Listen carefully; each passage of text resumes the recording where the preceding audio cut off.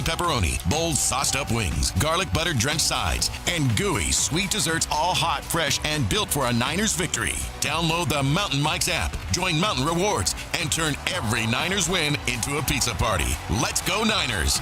Mountain Mike's Pizza. Pizza the way it ought to be. Around here, Maverick is more than a name. It's who we are. My dad climbed power poles for a living, and he taught me to keep homes running when it gets cold. This November, donate 5 canned foods to our holiday food drive and choose a furnace tune-up or an electrical safety check. We'll collect your cans at the appointment and keep your heat comfy and your lights steady. So the only thing whistling is the kettle, not your ductwork.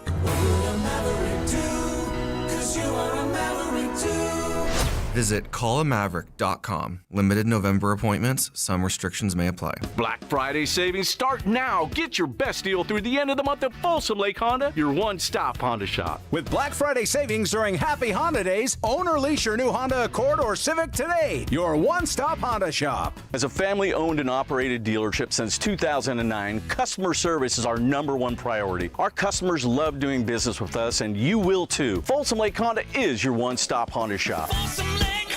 Visit us at folsomlakehonda.com. Your one-stop Honda shop. 1 in 10 people age 50 and older in the U.S. have early age-related macular degeneration. Early detection and treatment are the best tools to save your vision. Take control of your eyesight. Go to stopamd.org to learn more. KHTK-HD1 Sacramento, KYMX HD3 Sacramento. Your flagship station for the Beam Team. From the Power Business Technology Toshiba Studios. This is Sactown Sports 1140.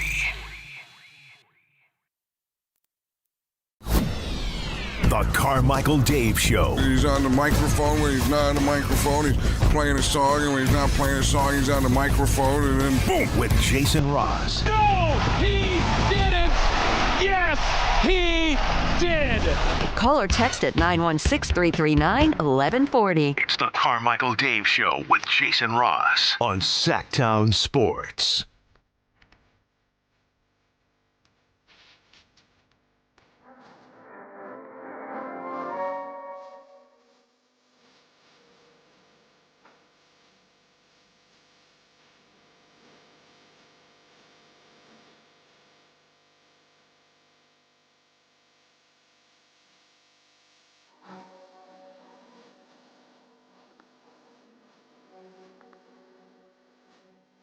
Can you feel it?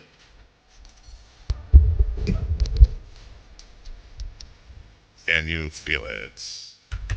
Today is the day I think I'm going to finally ask our engineers, like, can you tell me why the inputs changed?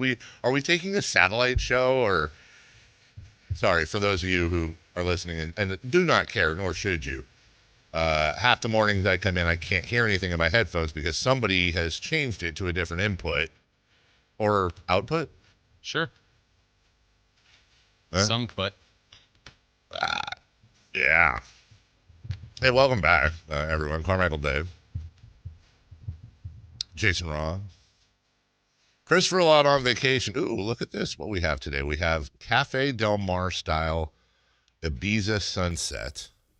Chill out and relax mix. Let's turn that up. Do I have my computer working there? Whoa, hi. Okay, that's loud. Can you turn it up just a little? This is what my computer's on right now. What happened? There we go. Is this chill out and relax? I feel like this is dance. I want to dance. Come on, dance. Let's dance. I liked yesterday better. Good morning, everybody. Yeah, well, hold on. Yeah, adjust your mic real quick.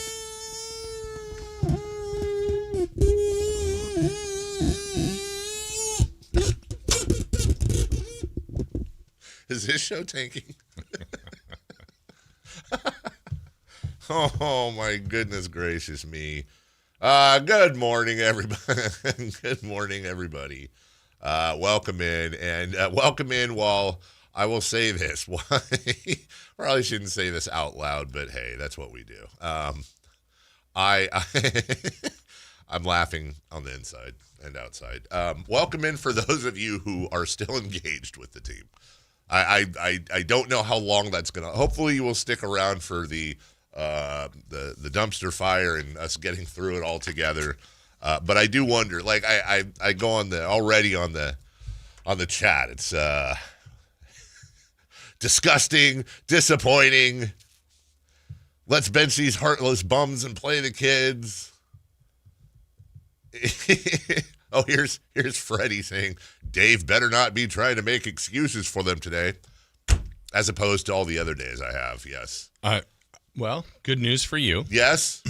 You've had the list. Yes. I have the list today. I was given the script of lists of excuses. Oh! I know you've been reading them. I have I'm been. sorry I'm letting everybody in on this, but it's fine. I have the list. You today. have the list from, that's the list. This was released, given by the team. It's like, yeah, just read this. Just so people understand, generally, and because I'm kind of like the main shill, if you will, I'm honored. They give us talking points. Yeah. The team does after every game that we bring to you. But yes, I was having email address issues. So I'm not gonna be able to improv it as well as you. I might have to just read it word for word. No, that doesn't happen. No, that doesn't happen. Honestly, there's like one person out there. It's like, I knew it. They're gonna go to Reddit or something. Be like, they finally admitted it Confirmed. today. Those are the funniest things, though, is when like on social media or any Kings boards, any of the other holes I dive into. Hey now. Hi. Good morning, Kyle. I can always tell when somebody doesn't watch, listen, or read when they're like, you guys just need to stop making excuses. Like, this is not a good team. What? I literally saw that yesterday. This guy's 11:40 in the morning. Need to realize this is not a good team and need to call some of it out. What? Okay. Listen harder. Also, I'm not supposed to talk about this yet, but I'm super excited to screw it. I know we're going to have a meeting or a training or something that is... Another one? But no, I want this one. I think you do too. This is really cool. This is actually... I like this because I love stuff. So on my handy-dandy phone, I'm going to go to the Sactown Sports app. Look how pretty it is, right? Mm-hmm. I open up the app, okay? Oh, hey, look, here's Carmichael Dave Show with Jason Ross live at the top. So I'm going to hit play. It's loading right now. I should probably turn it down. And it's loading. I'm going to skip that ad. Look, you can hear it. Improv it as well as you. Okay, right. That's you. But watch this, Jason. Oh, switch to video. Okay. You can now stream the show through the app. So they just changed that. So we need training? Well, because here's... You just trained No, me. this is like super inside baseball because my thing is like, well, I need to find out some things like, number one, can you chat through this? Number two, does this cannibalize our hits? Like there's questions I don't want to talk about on the air that I just literally talked about on the air. So no, that's my fault. I didn't have to say anything. But I mean, how cool. That's great. That's progress. Yeah, and you can go full screen, and so the app just continues to grow. I just think that's really cool because you can get that's happening. It's what's happening with E-Run. Rest in peace, I think, right? Oh yeah, yeah, it's a long time ago. Oh really? Kyle, hi. No chance in hell. Do you know what's happening? Just in general, I don't. I didn't get the email with the talking points. Okay. There was a television show called What's Happening. Mm-hmm. What do you think it's about? Yeah, like give us your synopsis based on the title of what you think the show What's Happening is about. First off, drama, comedy, documentary style, reality show. Are you telling me that it is all these things? No, I'm asking you to guess what you think based on the title. What's happening? What genre, first off, would you say the show is? I'm gonna go comedy, and I'm gonna say what's happening. You know that show, like What Would You Do, that airs on ABC at like 10 p.m. Not a comedy. Nope. Yeah. No, but I'm saying like this is a satirical version of that. I That's see. my guess. And you don't know what that show is, Dave? I don't. So it's me, you, and Kyle in a scenario, and the setup is Kyle and I are I'll give one that I've seen before. We're all having drinks at a bar or something, and then I have to go to the bathroom. And Kyle slips something into my drink, and you see it, and it's like, but you're not with us, but you're there, you see it, and you're like, sorry, everybody there is actors except for one person. Like, you're not. And they're trying to see if what you'll do. Like, what would you do? And you're like, I just saw that guy lace. Like, do you talk to him? Do you talk to me? Do you stay out of it? So that's a scenario amongst many. It's someone belittling someone yelling at a kid. Like, they give all sorts of scenarios. But yeah. So he thinks it's a satirical version of that. It's a satirical version of that. Okay. I hate those things. Yeah. I don't like the shows like what's the Impractical Jokers? Yeah. Where they tell them in their ear to say like, I can't watch this them. one's not a joke. It's just, but it's more like, right. Good for you. Why did you stand up? And you're like, well, I mean, I couldn't have that happen. He was drugging the guy. I hate those shows too because I am forever afraid of being involved in it. And then I do the wrong thing. Because you're worried about what you would do. Well, you never know. What would you do? It's like when I go to the dentist, I don't get the laughing gas or whatever because I don't want to be the person that's like, come here, let me grab your, I don't want to do. We just had training. I know, dude. Were you not in the meeting? You've never seen those videos? Why were the hand gestures? Well, that could have been any. It could have been shoulders. They were. Head, look how shoulders, wide apart my hands are. Shoulder. It's Scott Pollard. That's who you're grabbing. Have you never seen those videos, Kyle? Where? Oh yeah. Yeah. I can't say I have. You've never seen a video of somebody getting out of the dentist and they're like, they're just saying all this inappropriate stuff or doing inappropriate stuff. I guess my Instagram algorithm isn't sending me dentist groping videos. I'm always groping. No, it's not always groping. Sometimes they're saying things, crying, racist stuff. Yes, tons and tons. I am mortified of any of those things because I just don't trust myself at all. People can't my tongue is gone. Yeah, my tongue. Right. Where'd it go? They took, and they're crying. That's like, that's fine. So that's what's happening is. Yes. So, anyways, so you think it's a comedy? I'll sticking say with that satire. Yes, a satire, a satirical comedy. Give him a check mark. I would too. Yeah. It's a sitcom. Yeah. Here's the theme song. Great theme song. Great theme song. Dribbling a basketball. And of the three that you're looking at, do you see it, Kyle? Yeah, there's two people in a yellow shirt, and then looks like a dad. Looks like a dad. Wow, this dude just called Raj a dad. He's in high school. I would like to also That's a high schooler? That is, okay. Yeah, you have to remember that back in the 70s and 80s, everybody 18-year-olds looked 40. Yeah, that's of those three though. Before Dave plays it, yeah, I don't know how well you can see it, Kyle. I see two in a yellow shirt and one in like a red hat. Okay, there's one of those characters is named Rerun. It's a great question, Jason. Without knowing anything about the show, yes, it's a great sitcom name. Who's Rerun? Would you Rerun? Yeah, and would you like us? Unless you have more questions like this, would you like to watch the 30-second open and then at the end maybe you get a better shot of everybody? Fair. How about I guess first and then see at the end if I change my answer? That's fine too. Yeah. Okay, so you're saying one of those three. One of these three. Because instinctively, if the character's name is literally Rerun, I assume it's the one on the right that looks different than the other two. Okay. Is dressed completely differently, has a funny red hat. Okay. Because his name's Rerun. I assume that's the comedic relief character. Okay, so let's see. We'll now play the open. Can I also say that I didn't plan on this coming into this because we didn't know we were going to do this. But this is also a phenomenal theme song for this year's Sacramento Kings team. It really fits well. Like if you put the game last night on and this was on loop, it would work. All right. Okay. So it was great. What are the hoops? That's not great hoop skill. Here's the dad, according to Kyle. Yeah, there's the dad. Again, that looks like a 38-year-old man. He might be. Who's in high school. This is Dwayne? Oh.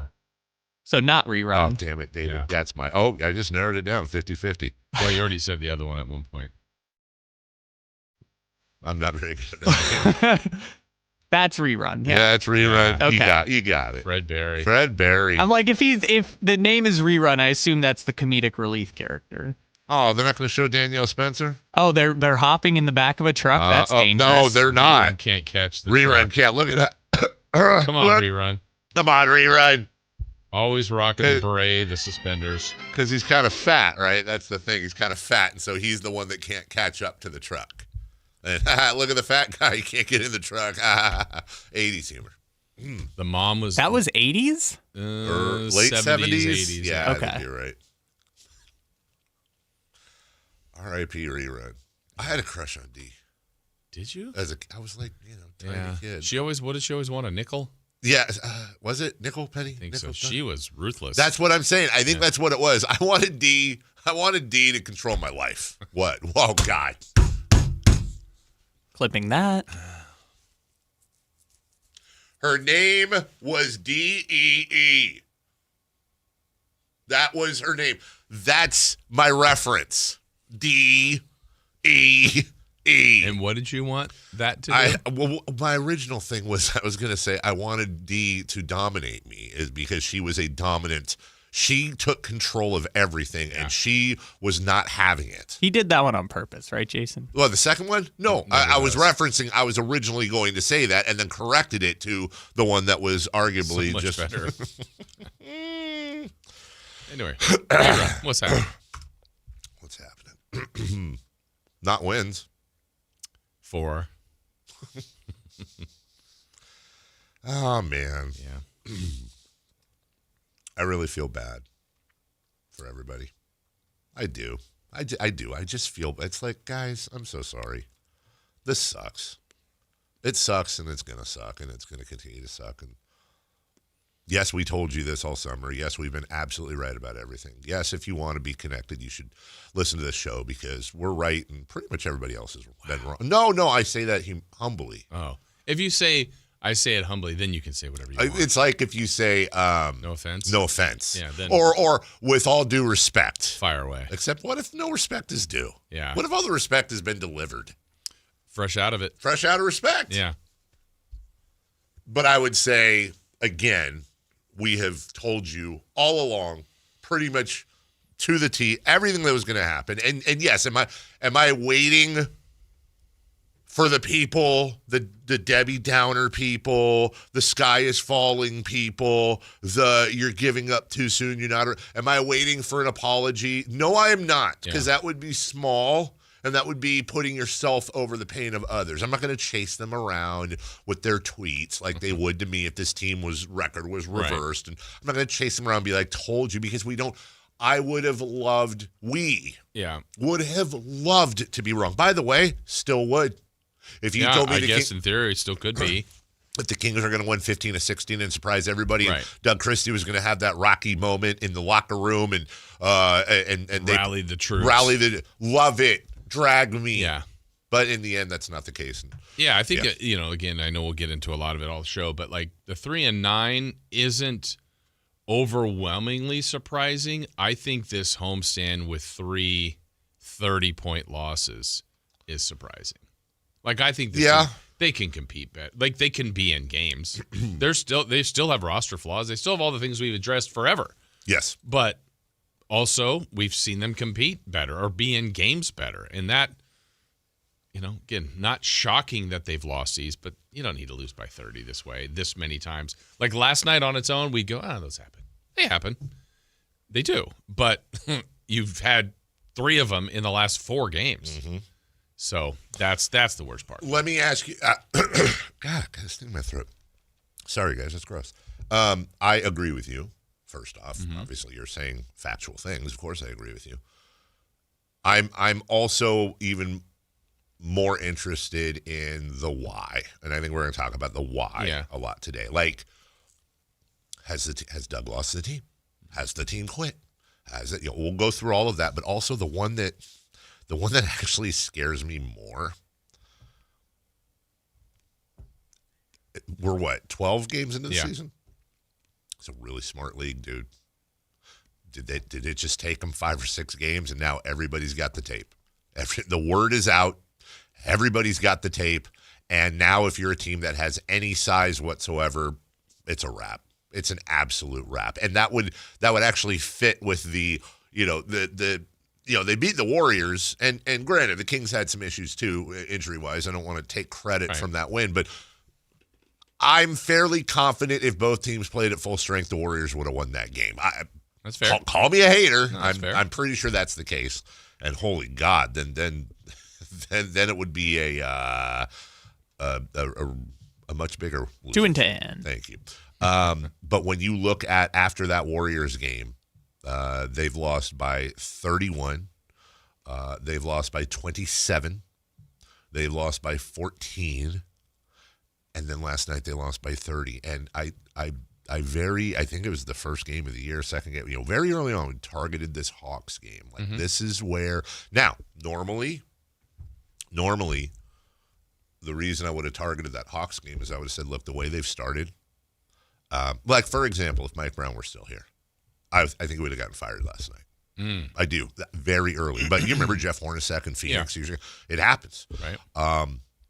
I know there's going to be some people that are like, Doug's lost the team, fire him. And by the way, I have no info on that, and I can't imagine that's happening anytime soon, if at all. I think short of, and I say this with love and respect, I think short of Doug, doing something horrible, I can't imagine Doug's going anywhere this year. Why? Let's say first off, I don't think Doug is very low on the list of things that I blame on why this team is why it is. But ultimately, I don't know this for a fact. Sam's going to come on with us later today, but I think he either alluded to or said, and I apologize, and I don't want to put words in his mouth. If Doug isn't the lowest paid coach in the league, he's like in the bottom 2 or 3. He, like everything else Scott Perry has done with the exception of Keegan Murray, is on a 2-year deal. Also, I think I misspoke yesterday. I wanted to correct it on Dennis Schroeder. Someone emailed me on this. If I did, apologies. He's not on a 3-year deal. He's on a 2-year deal, and then a very tiny, I don't have the number, but a minimal, because I made a phone call to clarify, a very minimal amount for the 3rd year with partial guarantee with like all kinds of effectively think of Dennis as a 2-year signing. Right. Which a lot of their things lay out that way, either this year or the second year. With the exception of Keegan. According to Spotrac, it is $4.3 million guaranteed. Okay. That becomes fully guaranteed when free agency opens. So so it's a quarter of his salary basically guaranteed. 4.3 out of 15.5. Yes. And then what was the other thing? The timeline on Russ Westbrook. I wanted to correct that too. So I had asked yesterday, like, well, dude, if you were going to get Russ Westbrook, because I started talking to him early on. If you were going to get Russ, then why would you throw 15 or whatever over 2 years at Dennis? Right. And so I called people that knew things yesterday and that know things. And, I guess some of the stuff out there is a little off. They didn't have any sort of agreement with Russ. The Russ came down to the last minute. And so I understand, including me, looking sideways at the Dennis Schroeder signing, but I'm just sharing the thought was we don't have a true point guard. We don't know if Russ is going to come here. It's musical chairs, and we're running out of time. We need to sign somebody. Dennis is the best out there as far as we're concerned. We're going to sign Dennis. Now, had Russ agreed to come here in July, maybe it's different. Maybe it's different, but that's not the case, and I can see that. And one of the things I think we're going to continually talk about as well. I've got some notes at home. And I think maybe next week or the week, I kind of want everything, everything blew up on Tuesday when we talked about rebuilding. I kind of want to let all that cool off and sink in. I don't want whiplash for people, but maybe in the next week or two, like I have the startings of like a guide to a rebuild, like what to look for, what not to look for, what it is, what it isn't. And then really also, so like a handy dandy checklist so you can look at the things Scott Perry does or does not do and go, oh, okay, that matches up. And one of those things for sure is going to be not taking on any commitments past 2 years. Unless it's a piece that they plan on building with, right, which at this point I believe is Keegan Murray, obviously, Nick Clifford, Max Reno, and when I say build around, I'm just saying a piece for the future. Nothing. I'm not trying to say the guy's going to be a stud or not.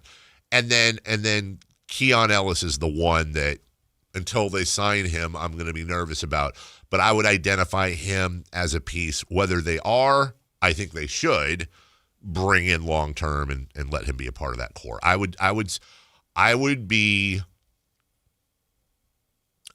really not shocked. What's the right word here, Jason? Not shocked. Yeah, shocked. I think shocked. Okay, shocked. I would be shocked if by the end of next season, and maybe even earlier, but by the end of next season, I would be shocked if anyone other than Keegan Murray, Nate Clifford, Max Reynaud, and possibly Keon Ellis were still on this team. Yeah, I would be. Next season? Not then. I would be. It could happen sooner. Yeah, I would be. But by the end of next season, I think, Luke. Yeah. And I think a lot of that's going to be predicated. And you know, gosh, we really filled it. We talked sports. Well, I think it's like an emergency podcast type of situation. After 14 minutes of not talking about sports. No, you know, I mean, we usually don't do it at all. But I guess we did our workouts. We're ready to go. We'll talk a lot about. By the way, Kyle, did you respond to me? If you did, I'm sorry because I was getting out of the shower. Hello. Is that clip you? Oh, you are working it. You did respond. It's ready now. It is ready. Okay. So Doug's post game yesterday was like 12 minutes. I want to save that for the 7 a.m. Jason, if that's okay with you, because I thought we could kind of stop and start react to it because he said a lot of things. And I think normally we'll just play like 30-second bits. I think we'd better serve the audience by just running through as much as we can and then starting and commenting on it. So that'll be at 7 a.m. Kelly Brothers going to join us at 7:28. He is good at business. Sam Amick at 8 a.m. And stay tuned for that one. This is gonna be one of them visits with Sam, I'm sure. When we come back, though, everybody, Kings get. Oh, don't forget, by the way, even in a 30-point loss, Kings Rewind's there happening. Is one. We will make you laugh at some point. When we come back, Kings get taloned by the flap. Kings get winged. Bit. What does a hawk do? When it goes. Okay. Kings get by the Hawks. That works. We'll have the audio for you next. Let's do it. Sacramento weather is brought to you by Elk Grove Honda. I'm Tamara Berg in the KCRA3 Weather Center. We've got a wet and windy start to your Thursday. Plan for periods of standing water on the roads and rain heavy at times during the morning commute. So we get away from the morning commute. The afternoon will be filled with more passing showers, lighter winds, and highs today in the low 60s. Get the latest forecast on the KCRA3 News and the KCRA3 app. The Honda 2025 Accord Pilot and Ridgeline Clearance Event is underway right now at Elk Grove Honda, and that means savings for you. Right now is the right time to save. Come see us at Elk Grove Honda, Highway 99 at Elk Grove Boulevard. I gotta get an Elk Grove Honda.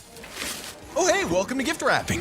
Whoa, Zoe Saldana. Hey, can you wrap these, please? Wow, iPhone 17s. You splurged. At T-Mobile, you can get 4 iPhone 17s on them. It's the perfect gift for everyone. I'm the worst. I only got my mom a robe. Well, it's better than socks. So I have to trade in my old phone, right? No, at T-Mobile, there's no trade-ins needed when you switch. Keep your old phone or give it as a gift.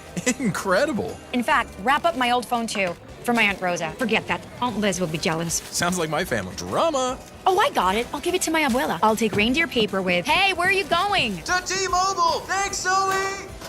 The holidays are better at T-Mobile. Get 4 iPhone 17s on us. No trade-in needed when you switch. Plus 4 lines for just $25 a line. With 24 monthly bill credits and 4 eligible port-ins on essentials for well-qualified customers. Auto pay plus taxes, fees, and $35 device connection charge. Credits end in balance due if you pay off early or cancel. Contact us. Finance agreement 256 gigabytes, $830 required. Visit T-Mobile.com. At Elk Grove Honda, not only do we have a great selection of pre-owned cars at very fair prices, but every one of our pre-owned automobiles are treated with kid gloves with a 182-point inspection that covers everything from unibody to tires to brakes and engine filters. Then our cars receive a mobile oil change and fresh fill-up with full synthetic mobile oil. We know you have lots of choices of where to purchase your next car. Come to Elk Grove Honda, home of the 182-point inspection and mobile oil change. We're in the Elk Grove Auto Mall, Highway 99 at Elk Grove Boulevard. All you gotta do is put a drink. Eric Church is back and bringing his unforgettable live show to Sacramento. Eric Church Free the Machine Tour. with special guest Charles Wesley Godwin.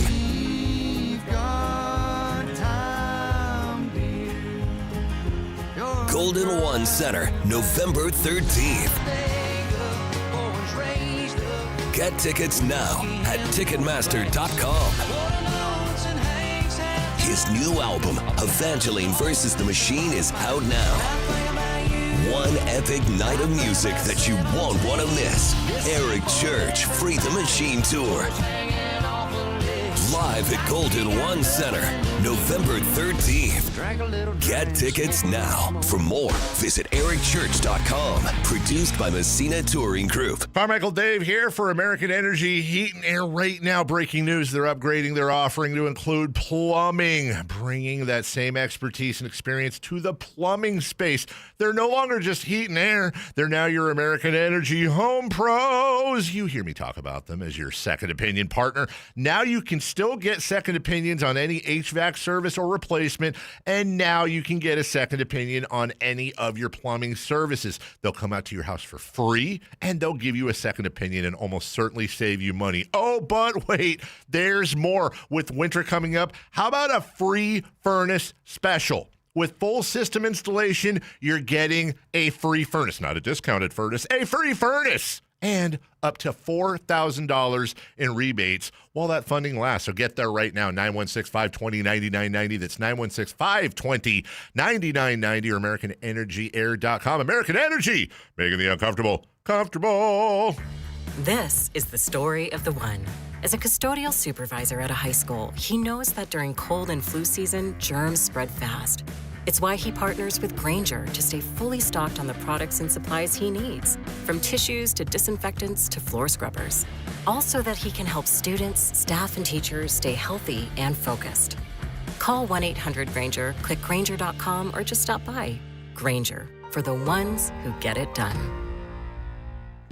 Sacramento, the wait is over. The all-new Hard Rock Sports Bar is here at Hard Rock Hotel and Casino, Sacramento at Fire Mountain. Enjoy the ultimate 24/7 sports watching destination with 20 big screens with all the action for the premier game day experience. There's no other place you'd want to be to watch all the games with you and your friends. Now open at Hard Rock Hotel and Casino, Sacramento at Fire Mountain. For more details, visit casino.hardrock.com/Sacramento.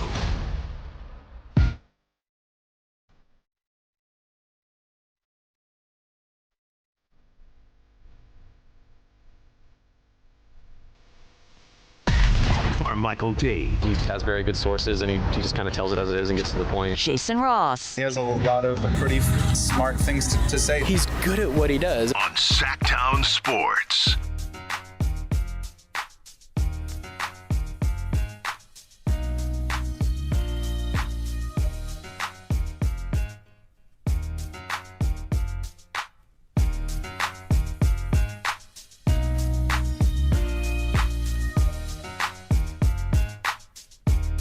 By the way, I saw the first half, I think about half of the Eddie Murphy doc on Netflix. Oh, yeah? Very good. It's awesome. Nice. It's funny because Eddie's famous laugh is a, you know, that one. And that laugh is long gone now. Now it's a totally different one. And, yeah, it just goes through a lot of his history and stuff. Here was something, it got put out there a few months ago, or it was the first time I saw it, but you remember the movie Trading Places, of course. Mm-hmm. Did we talk about who that was originally written for? No. It was originally written for Gene Wilder and Richard Pryor. Oh, okay. Because they had done a couple of buddy movies together and all that. And didn't go forth because Richard Pryor set himself on fire freebasing cocaine. So John Landis and friends backed up and, oh, hey, here's this new guy, Eddie Murphy. And you know, after 48 hours with Nick Nolte and all that. Yeah, and Dan Aykroyd, exactly. One point that I can see, like this overarching point they're making in the doc, which really, you know, you look for something new or interesting. And I mean, I'm an Eddie Murphy obsessive, and a lot of people are, was a lot of the points they make, like how much he opened up roles for comedic black actors. How before him, it was like you were allowed one at a time. And also not good for box office, couldn't lead a picture. Maybe they'd make 20, and then Beverly Hills Cop blew the doors off of everything, and then after that, it opened it up for everyone. But one of the points they made about Eddie that I thought was so good is like, when you look at how early he got started, the fact that he was like 19, living at his parents' house when he was on SNL. And when you look at the fact that he had I think a number 2, if not number 1, but at least number 2 hit song in the country. He was really the first comedian that was a sex symbol. Like, say what you want, but him going out and they talk about the leather outfits and Raw and Delirious and then they show like all these great comedians, and they're like, comedians generally are not. It was like Rodney Dangerfield, George Carlin. Like these are not good looking people. It's part of their comedy.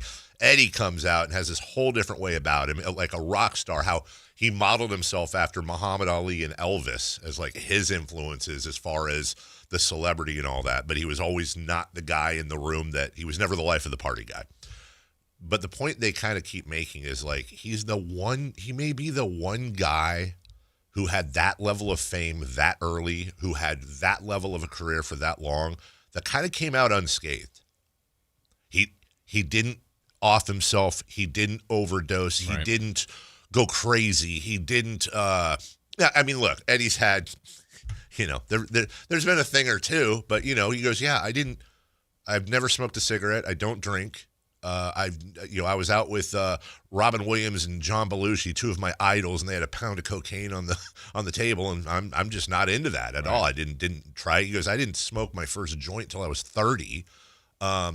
He is kind of like who is it? I think Seinfeld. Somebody, Jerry. They have a lot of people in there. Jerry Seinfeld, Chris Rock, Dave Chappelle. I think Dave Chappelle said it.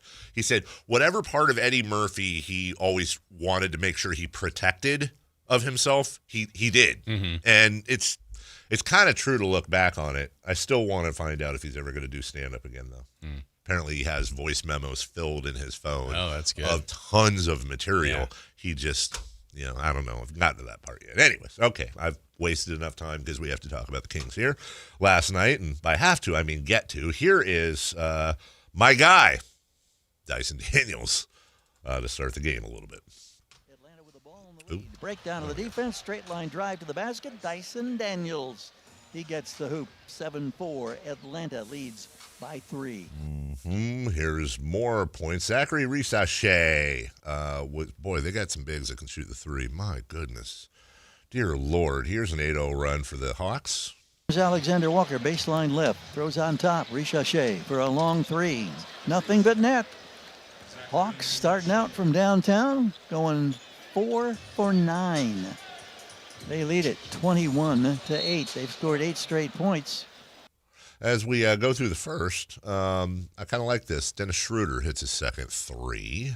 Schroeder now drives to the left, pulls up at the arc, in rhythm for 3. He's got another one. Dennis Schroeder has had a nice offensive first quarter. 37-31. Hawks with the ball. Difference between the clocks is 5 seconds. Mm-hmm. So, he had, I think 8 points in the first quarter. Yeah. I was like, hey, Dennis, good. Like we said yesterday. He had been 1 for 19. Yeah. So not rooting against the guy. And after yesterday's, I said he was unplayable damn near. It's good to see him start to bounce back. And I was hoping he'd have a real strong game. Well, nobody really had a strong game. Here's the 9th 3 of the half. Now he knocks the ball out of the hands of Risachet, but it's saved by Daniels. Swings it to the left wing. Johnson wide open. Hits the 3 ball. How about the 3-point shooting for Atlanta? 9 of 19 in this first half. Here's more. Jalen Johnson. Here's Westbrook, baseline left. Gets to the edge of the paint. Shovels for space. Loses the ball. Forced out of his hands. Turnover. Dyson Daniels runs to the lane. Drops it off to the rim. Finger roll score. Jalen Johnson. 55-41. Here's a steal in transition. Debo with a quiet night. Draws a double team. Pass for Sabonis. Stolen. Run to the rim. Rip it home. Jalen Johnson. Timeout Doug Christie. Atlanta by 16. Their biggest lead. Kings are now up to 11 turnovers. And the turnovers are absolutely making their life miserable. Yeah, well, the life of the fans was fairly miserable. Here's a Risachet jam. And, Listen to the crowd. Well, I guess the only good thing here for the Sacramento Kings is the fact that you've got the young players on the floor. They're getting valuable minutes and reps. Leno fakes a three, feeds a pass low post to Clouden, and he has it stripped from him. Lead out pass to Porzingis, gives it up unselfishly. Richache with the jam. It's now 85-52. The boos are ringing out at Golden One Center. We've played 5 minutes of this third quarter, and it is all Atlanta, and it's getting bigger by the moment. And Jason, you were there, if I remember correctly. Isn't that where Doug made the hockey substitutions? And he had already done it. Oh, he'd already done it. Okay. Yeah, so I mean, and again, in fairness to the young guys, for those that, hey, just play the young guys, they didn't get a huge run at one point in the more meaningful part of the game, but it got worse. And look, there's no... not that matters at that point. I think, Doug, play the young guys. The rest of that sentence is, or should be, hey, Doug, play the young guys, comma, even though we know they're going to get absolutely roasted most of the time. Like, let's not... Yeah, it's not saving that game. But it's also, kind of a school of thought is if you're going to struggle, if you're going to have a rough year or a rough game, it'd be better to see it with young players. That's exactly right. Here's the legendary Gary Gerald, who has suffered through damn near every second of this franchise's history, and once again, doing the same thing, but doing it as a pro with the final call of the game. With the inbounds pass, dangerous pass, and it was stolen. So the Kings are going to end up with their 20th turnover. This one is over. And is it ever over? 133-100 is our final score. Atlanta, after the Kings had closed to within 3 with a great flurry at the end of the first quarter. They just totally dominated this ball game the rest of the way.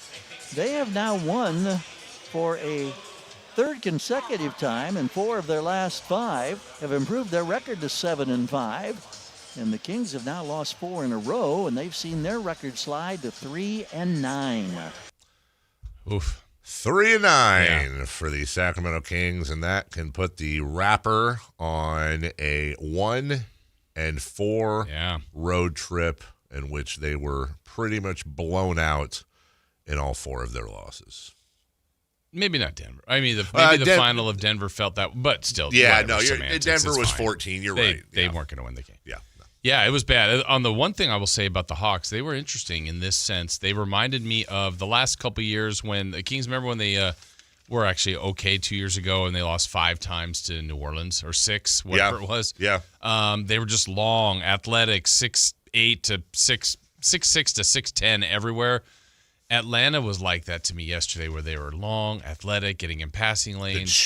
Could shoot. And, in a little hidden byproduct of not having Trae Young, they kind of switched their lineup to have bigger guards. I'm like, obviously Trae Young's gifted offensively, but they look really good this way.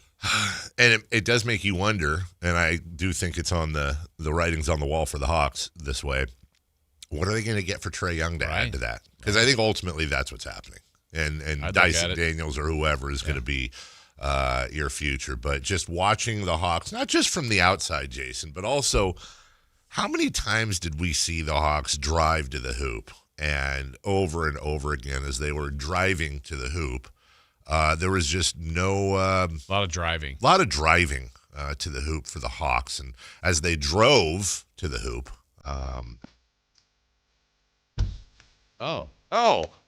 What do you know? What were you doing over there, Kyle? It's all right. What were you doing? You were doing something. What were you doing? Listening to Keon Ellis talk about the "We Want Keon" chants. Why were you doing that? Because I have to cut sound for the show, and Doug cursed, so it took me 30 minutes to cut Doug's sound. Yeah, there's a lot of those in that game. Swears? Yeah. Well, while you're cutting up Keon Ellis, that sounds weird. I'm going to talk to you about Hobbit Dodge Chrysler Jeep Ram in Woodland. The Driving to Fall event is in full swing. Still time to get some adventure in when you save up to $8,600 off MSRP on the brand new 2025 Jeep Wrangler Willys. Well, I love how these modern Jeep Wrangler Willys they're filled with the latest and greatest tech. My wife has a Jeep Wrangler, had a Jeep Wrangler, and if there was one downside, it was very, as Jeeps generally are, very, very basic. Very, she had to plug her phone in, the whole thing. The Willys are different, the greatest tech comforts, yet they pay homage to the iconic past of the Jeep, if you will, with a huge off-road capability, distinctive exterior styling, and special interiors that, you know what, you won't like it. You'll love it. It's true. Once you get into one of the Willys, you won't want to get out, but whatever you're looking for, you can find at Hoblet. That's what it says, dude. Check out their certified pre-open super center with nearly 200 vehicles available and over 50 under $20,000. Love my folks up at Hoblet. Whatever you need, it's up there right now. Search, select, and save through their whole inventory at HobletDodge.com. Unbeatable prices, unbeatable selection. Nobody beats Hoblet. Period. We'll take a break. When we come back, we'll go around a little bit. We got some baseball awards in. The Joker goes crazy on the court in a good way.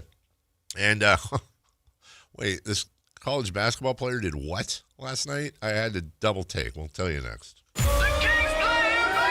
Tomorrow night, Kings and Timberwolves. Game night with Scott Marsh and the high flyer Henry Turner. Starts at 3:30 with tip-off at 5. Listen to your Sacramento Kings. On the official home of Kings basketball, Sactown Sports 1140.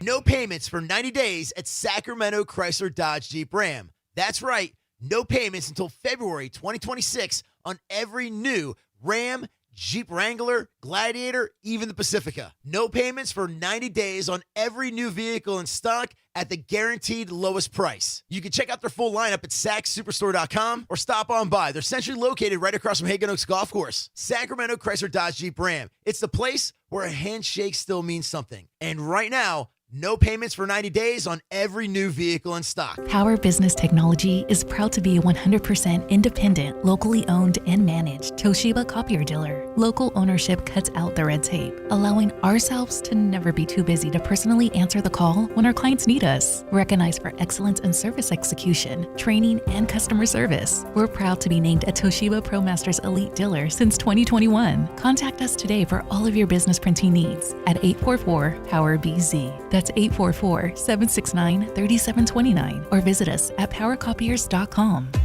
If you're 55 or older and into that whole saving money thing, T-Mobile has an exclusive phone and internet bundle just for you.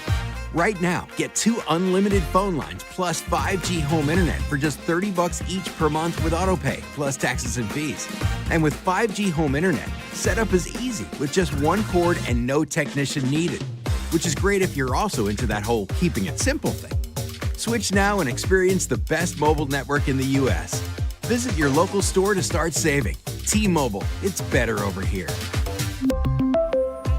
Based on analysis by Ookla Speed Test Intelligence data Q4 2024 to Q1 2025, Ookla trademarks used under license. Unlimited on our network. Customers on voice plan may notice speeds lower than other customers and further reduction if using more than 50 gigs a month due to data prioritization. Video streams and SD on this plan. Home internet pricing after $20 in monthly bill credit plus $5 per line without autopay. Debit or bank account required. See 5G device coverage and access details at T-Mobile.com.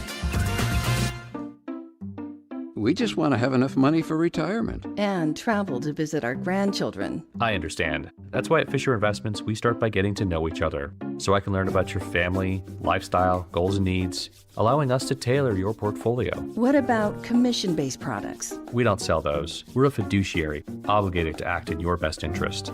So how do your management fees work? We have a simple management fee based on the value of your portfolio, so we do better when you do better. We appreciate that kind of transparency. We also check in with you regularly to keep you up to date on the markets and your portfolio. Well, what other services do you offer? As a client, you have access to resources on investing, financial planning, estate planning, Social Security, Medicare, and more. Wow, sounds like Fisher Investments has everything we need. At Fisher Investments, we're clearly different. Learn more at FisherInvestments.com. Investing in securities involves the risk of loss. Staples presents An Easy Holiday. Running a small business during the holidays is hard. No truer words were... But this year, Staples helped me have an easy holiday. Your script has a typo. Nope, easy peasy. I just ordered online at staples.com and picked up in store. And with UPS on site, shipping was easy too. Plus, huge savings on tech, custom cards, even my holiday sale signage. Visit your local Staples store or staples.com today for up to 45% off select laptops. That was easy. Ins 12/27. With the new IHOP value menu, $6 is all it takes to go to your happy place, where stacks of pancakes with bacon and eggs are just $6 every day. French toast, sausage, and eggs are, you guessed it, $6. And fluffy omelets come with a side of pancakes and only cost $6. Go to your happy plates every day at IHOP. $7 in some locations. Available every day for a limited time at participating restaurants in the U.S. Hours may vary. No substitutions. Not valid with other discounts or promotions. Prices may vary. The Carmichael Dave Show with Jason Ross. Call or text at 916-339-1140. On Sactown Sports. Somebody in the chat line, when stuff happens, this is what I like to call the storm before the calm. This is the point of the season where before people give up, where they're rah, and then they get tired. So we have some new folks in here. Somebody said, hey, man, because I was talking about Eddie Murphy, could you get to it quicker? Get to what you're going to talk about. So I'm going to take that into account and talk about the rain today, Jason. It's raining outside. Yeah, it is. Yeah, it is. We are live and local, so we want to do our part and say, hey, be safe out there. Dude, as I was coming on the on-ramp onto 80, doing nothing. I try to be very careful in the rain. Good tires, didn't do anything crazy. As I was kind of doing the C to come on in the shape of a C, my back end. Oh, a little fishtail? A little mini fishtail. One of those where it's enough to make your heart skip and you double grip the wheel and all that. I didn't do anything crazy. Yeah. So please, especially, it's always the first rain in a while. Right. Please do be safe out there, everybody. You'll get to, it's better to be a little tiny bit late than a bit late. Yeah. You know what I'm saying? Congratulations to Paul Skeens, the first of, as always, barring injury, first of many Cy Youngs for this guy.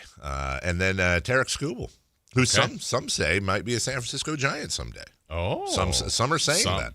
Is that you being the sum? Yeah, that's just me. Skubal becomes the first AL pitcher to win consecutive Cy Youngs since... You're going to get it, but I may have Roger Clemens. Okay, so would you like a hint on the player or would you like a hint on the era? Era. This millennium. Well, technically, actually, both last and this millennium. Oh, I know the answer. Well, I wasn't asking. It wasn't Roger Clemens? It was not Roger Johan Clemens. Santana? He is currently an analyst on one of the big national coverages. Oh, I will tell you this. He also, here's a fun hint because it's a super deep cut. When he was very early in his career, he had, I can't remember if it was a no-hitter or a perfect game in like the 7th or 8th inning. And it's the dumbest charge of the mound in baseball history. A pitch got away from him. It was a perfect game. A pitch got away from him in like the 7th or 8th inning and hit the Cincinnati Reds' Reggie Sanders, who then charged the mound as if this guy was actually trying to hit him and destroy his perfect game late in the year. Wow, that's an incredible hint that I am not getting. He came up with the Expos. Oh. Could be two, though. No. No? Who's your daddy? Who is your daddy? Pedro? Pedro Martinez in 2000. Skeens gets his first. And the thing I love about Skeens, he claimed all 30 first place votes. Did he have a losing record or like less than 10 wins? Yeah, or something? That's what I was going to say. This is what I love about him getting the award is that it just kind of goes to show how much smarter and in some ways, not always, but in some ways better baseball has gotten. Paul Skeens would have never, ever, ever, ever, ever won this award in the 80s or 90s or probably even the 2000s. How are you going to give a Cy Young award to a guy who is 10-10? 10-10 was Paul Skeens with a 1.96 ERA, a whip of 0. Excuse me, that was his rookie year. A 1.97 ERA. His ERAs, dude, lifetime, are 1.96 and 1.97. His whips both years were 0.95, and he had 216 strikeouts. He is an absolute stud. And dare I say, if Shohei Ohtani is the most untradeable player in baseball, or somebody who would get the most back, I don't know where Paul Skeens is on that list, but he might be second. And if they do ever move him, get the lot, get everybody. Yeah. Do not get a Minnesota conditional pick and Zach LaVine. Get no disrespect. Right. Oh, hey, and 17 games of Jake LaRavia. Yeah, exactly. Nikola Jokic put up 55 last night. So the Kings defended him better. They have his number, Jason. Mm-hmm. They have his number. I will say this. I know people are going to call this a hot take or whatever, but I think Nikola Jokic is going to make the Hall of Fame. Need more time. 55 points, 12 rebounds, 6 assists, 18 of 23, 5 of 6 from beyond the arc, 14 of 16 from the line, and he was plus 28 in a 14-point victory over the reeling Clippers. By the way, keep an eye on these Clippers. Bradley Beal out for the season. Yep. Keep an eye on the Clippers, Kings fans. That might be your landing spot for one of our guys here. Just put a little highlighter underneath. Bring back Bogey? I don't care. I don't bring Steve Ballmer and let him sit. And just as long as it's not salary. That's a lot of salary. That is a lot of salary. Hannah Hidalgo. Some of you may not know that name. All of you will know that name. She had a very nice performance last night for Notre Dame. She is a junior at Notre Dame. You're going with nice? It was above average. Okay. I don't want to get crazy here. Notre Dame beat Akron 85-58. You may or may not watch that on TV. You probably did not. Hannah Hidalgo had a decent game. 44 points. Whoa. She was 3 of 6 from beyond the arc. She had 9 rebounds and 4 assists. 44, 9, and 4. That's pretty good. That's really good. She also had 6 steals. 10 steals. 16 steals. A record. Breaking the old record by 2, previously held by many players, including Georgia Tech's Jill Ingram in February of 2008. 16 steals. By the way, that's the craziest part of her stat line. Do you know what I think the second craziest part is? It's not the 44 points. She played 28 minutes. Wow. She had 44 and 16 steals in 20. That's like Teen Wolf stuff, dude. That is the closest I maybe have ever seen to a Teen Wolf performance. That's a reference you're either going to get or you're not. Holy crap, man. What a freaking job. Good for you, Hannah Hidalgo. We'll take a break. All right, when we come back, everybody, we got a 4-minute break here. I normally don't tell you the break times, but I'm doing this for a reason. I want you to get up if you need to, maybe use the bathroom, make a quick egg or grab a banana, because when we come back, that's 3 for Madness, very quick. Maybe you can do the microwave thingy with the little thing I have. We're going to do 3 for Madness. We're going to ask a couple of questions, and then we're going to run through Doug's postgame comments. If we have time in their entirety, we're going to do a play and comment style where we will play his comments, edited only for language. And because we have to. And then you're going to want to hear these because this is, if I'm being really honest, and I don't mean this in the way you're going to take it, but I think Doug is the most entertaining part of this team over the last week. The most interesting, I should say, part of this team over the last week. So we'll get to that next. Tomorrow night, Kings and Timberwolves. Game night with Scott Marsh and the high flyer Henry Turner. Starts at 3:30 with tip-off at 5. Listen to your Sacramento Kings. On the official home of Kings basketball, Sactown Sports 1140. This is the story of the one. As a safety manager at a manufacturing plant, he does everything he can to keep his coworkers safe. From finding ways to reduce risks to keeping safety supplies in stock. And for that, he relies on Grainger. Grainger offers a broad range of quality products and next-day delivery, so he can always play it safe. Call 1-800-GRAINGER, click Grainger.com, or just stop by. Grainger, for the ones who get it done. Sacramento weather is brought to you by Outgrove Honda. I'm Tamara Berg in the KCRA 3 Weather Center. We've got a wet and windy start to your Thursday. Plan for periods of standing water on the roads and rain heavy at times during the morning commute. As we get away from the morning commute, the afternoon will be filled with more passing showers, lighter winds, and highs today in the low 60s. Get the latest forecast on the KCRA 3 News and the KCRA 3 app.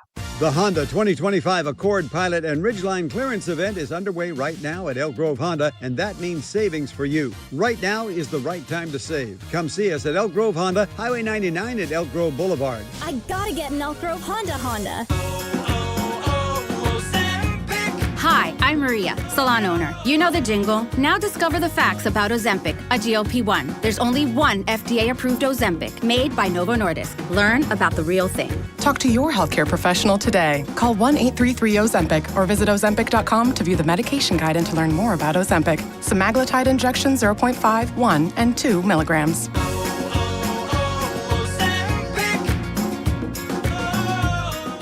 With the new IHOP value menu, $6 is all it takes to go to your happy plates, where stacks of pancakes with bacon and eggs are just $6 every day. French toast, sausage, and eggs are, you guessed it, $6.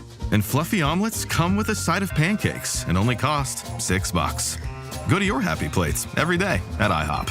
$7 in some locations. Available every day for a limited time at participating restaurants in the U.S. Hours may vary. No substitutions. Not valid with other discounts or promotions. Prices may vary. Gotta do is put a drink. Eric Church is back and bringing his unforgettable live show to Sacramento. Eric Church Free the Machine Tour with special guest Charles Wesley Godwin.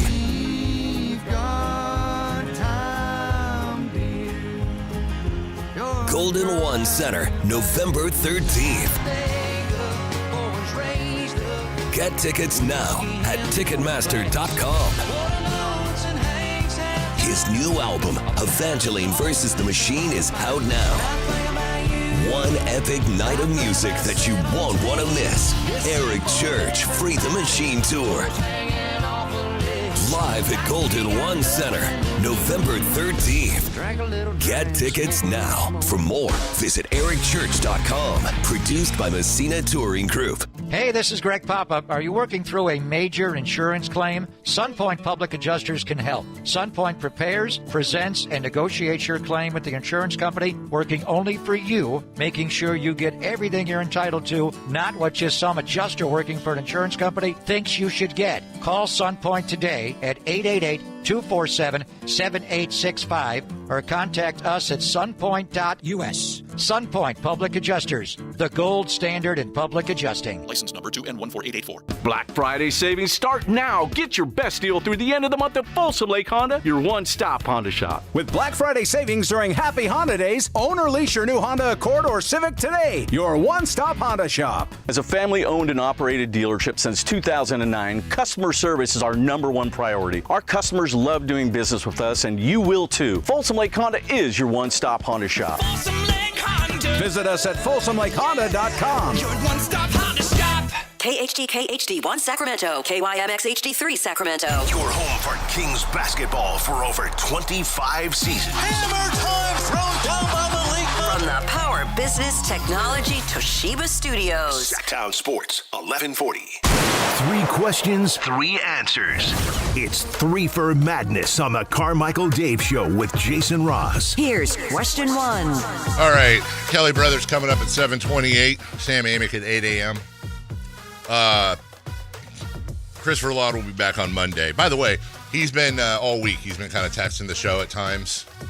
He's in, I think, the Fort Bragg area. I forgot this is his annual crabbing and fishing trip. And I think for the second time in a row, or at least second in 3 years, he's being rained out. They're not going out today. Maybe it's him. Also, why is it that I get crap when I'm on vacation for texting you guys, but we never give Chris crap? He's on vacation and he's having, we just completely forget that. I think it's more that you text the show. Well, that's probably true. Oh, that I'm in the text line? Uh-huh. Mm-hmm. Okay. It's not that you're texting them. It's that you're fighting with people on YouTube. Well, that always happens. Yeah. All right. On vacation? It's relaxing for me to fight with people on YouTube. Here's Doug Christie. He's fighting with a lot of stuff right now, man. I feel for the dude. I really, really do. Here he was last night. Now, here's how we're going to do this, because there's a lot here. It's about 12 minutes of Doug. We're going to play it and then pop in and say stuff. Jason, give me whatever if you have something to say. But here's Doug last night after the game. Doug? Shameful, compete level. That's it. Doug, I mean, you kind of just said it there, but I was going to ask you, I mean, after everything that's transpired over the last couple of days, your messages. We're going to find people that want to compete, period. Does that come within the locker room, do you think, or? Listen, you got to look in the mirror and say to yourself, we're gonna show each individual film. If that's your compete level, it's unacceptable. Period. We gotta compete. That's all. That wasn't a high level of competition. Like, a team plays hard. They're young, and it's taken them a few years to get the right type of wings and athleticism and size, and they've done that. But they just compete hard. That's all. They just getting out in transition and running. Nothing special. But when you play a team like that, you got to compete, period. And if you don't, that'll be the damn result every single time.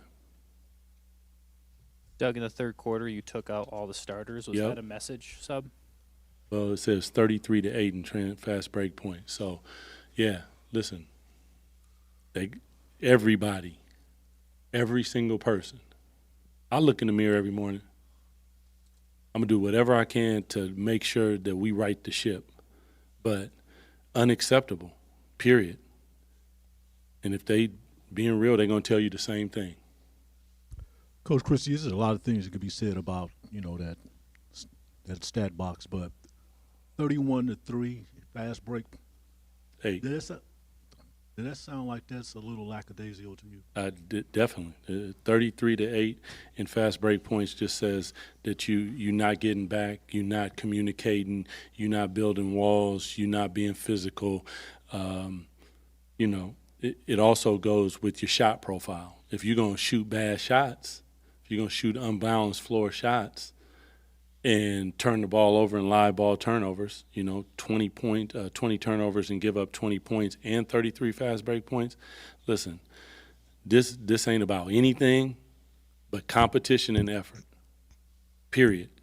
You can play that team 10 times, and I doubt you would get a result like that, especially after this. Play them 9 more times. Not if you got no damn pride. Okay, so he's calling out the team. Mm-hmm. Like, full on, yeah. We're 12 games in, team is getting called out. Now, from my point of view, I'm pretty sure yours, the fan point of view, like, good. They should be called out. From an NBA politics, people say they don't care, but you need to care because it's a reality with agents and $40 million players and all that. It's a dangerous road to walk because I don't know where to go with this, Jason, because logic would, if I was watching this team and knew nothing about them other than watching them on League Pass and reading about them, I would read this as the following. You got a rookie coach and you got a bunch of high-paid vets on this team that really want out. Mm-hmm. It just seems to me like I'm looking at, they're playing like a team. They want out. They're in an outpost in Sacramento. They got no chance at anything. They want out. So they're going to come and they're going to do what they do, and then they're going to go home and say, get me. They're on the phone with their agent. Get me the hell out of here. Now, again, I'm not reporting that. I don't know if that's true. That's what it looks like. It looks like they've just checked out, and Doug's dugging and doing what he should do, which is trying to hold people accountable. And they're like, yeah, cool, great, dude, thanks. Yeah, okay, can I go? Thanks. And I don't know what Doug can do to change that. Yeah, I think the one thing I'd always say, like, about the sports culture, I guess I'll say, is I got to believe in general when coaches are frustrated, upset, embarrassed, whatever you want to describe it as, they say far worse things in closed doors. Yes. With the team. Yes. So there sometimes is kind of a code. Doesn't mean it's right. Doesn't mean it's wrong. Where a coach might go out and take some of the bullets for the team, and Doug has done that. Yeah. I think yesterday was less of that. Doesn't mean Doug thought, hey, I coached a perfect game. It was, I did everything I think I possibly could. I changed lineups. I put the young guys in. I tried bigger lineups. I tried smaller lineups. I called timeouts. I let them play through it. Like, coaches can do some stuff. You can't, I mean, I personally am always in this is on the players. Doesn't mean coaches can't have their impact, but I know if I were a player and that was the performance, it was like, yeah, I didn't hold up my end of the bargain if I played 2 minutes or if I played 28 minutes. So he chose to, and Doug is very, very honest. Very honest. I don't look at that as a flaw, but some might. I don't know. And I think he's emotional and passionate and really, really wants this. And I think it's at a crossroads of nothing went right. He's honest. He wants to win in the worst of ways. And as a former player, too, when you personally can't get out there and do anything, it's got to be difficult. Yes. I think that's the toughest part for him, and he alludes to that later. Yeah. That Doug may be 55 years old, but he's still in his prime in his brain. Mm-hmm. And I think there's a large part of him that just, he says it, just wants to suit up and get out there and say, guys, this is how you do it. Yeah. And whereas if you or I were coached, like, yeah, I know I can't, but I know I'm trying to get you to do it. Where Doug is like, I'm one of the best, if not the best defenders this organization has ever had. Yes. Can you do what I did? That's no. Obviously they can't. Here's more Doug. To the point of competition and effort, it seems like these 4 games have all kind of been that similar theme. Do you see it getting like worse? Is it regressing in any way for you guys? I mean, there's confidence. There's a lot of different things that can go into that. But, you're professionals. You signed up for this, and this league is hard. And with that being said, this is only game 12. I mean, it's a lot of basketball to be played. You've demonstrated that you can do this. You played against Oklahoma City and competed at a high level. You went into Milwaukee and beat them. I mean, you've competed against really good teams. And make no mistake about it, all these teams, I mean, Minnesota, Western Conference Finals, OKC, Western Conference Finals eventual champion, Denver Nuggets, semifinal. Like, these are really good teams. But ain't nobody checking for that. You're going to have to play your way out of it, period.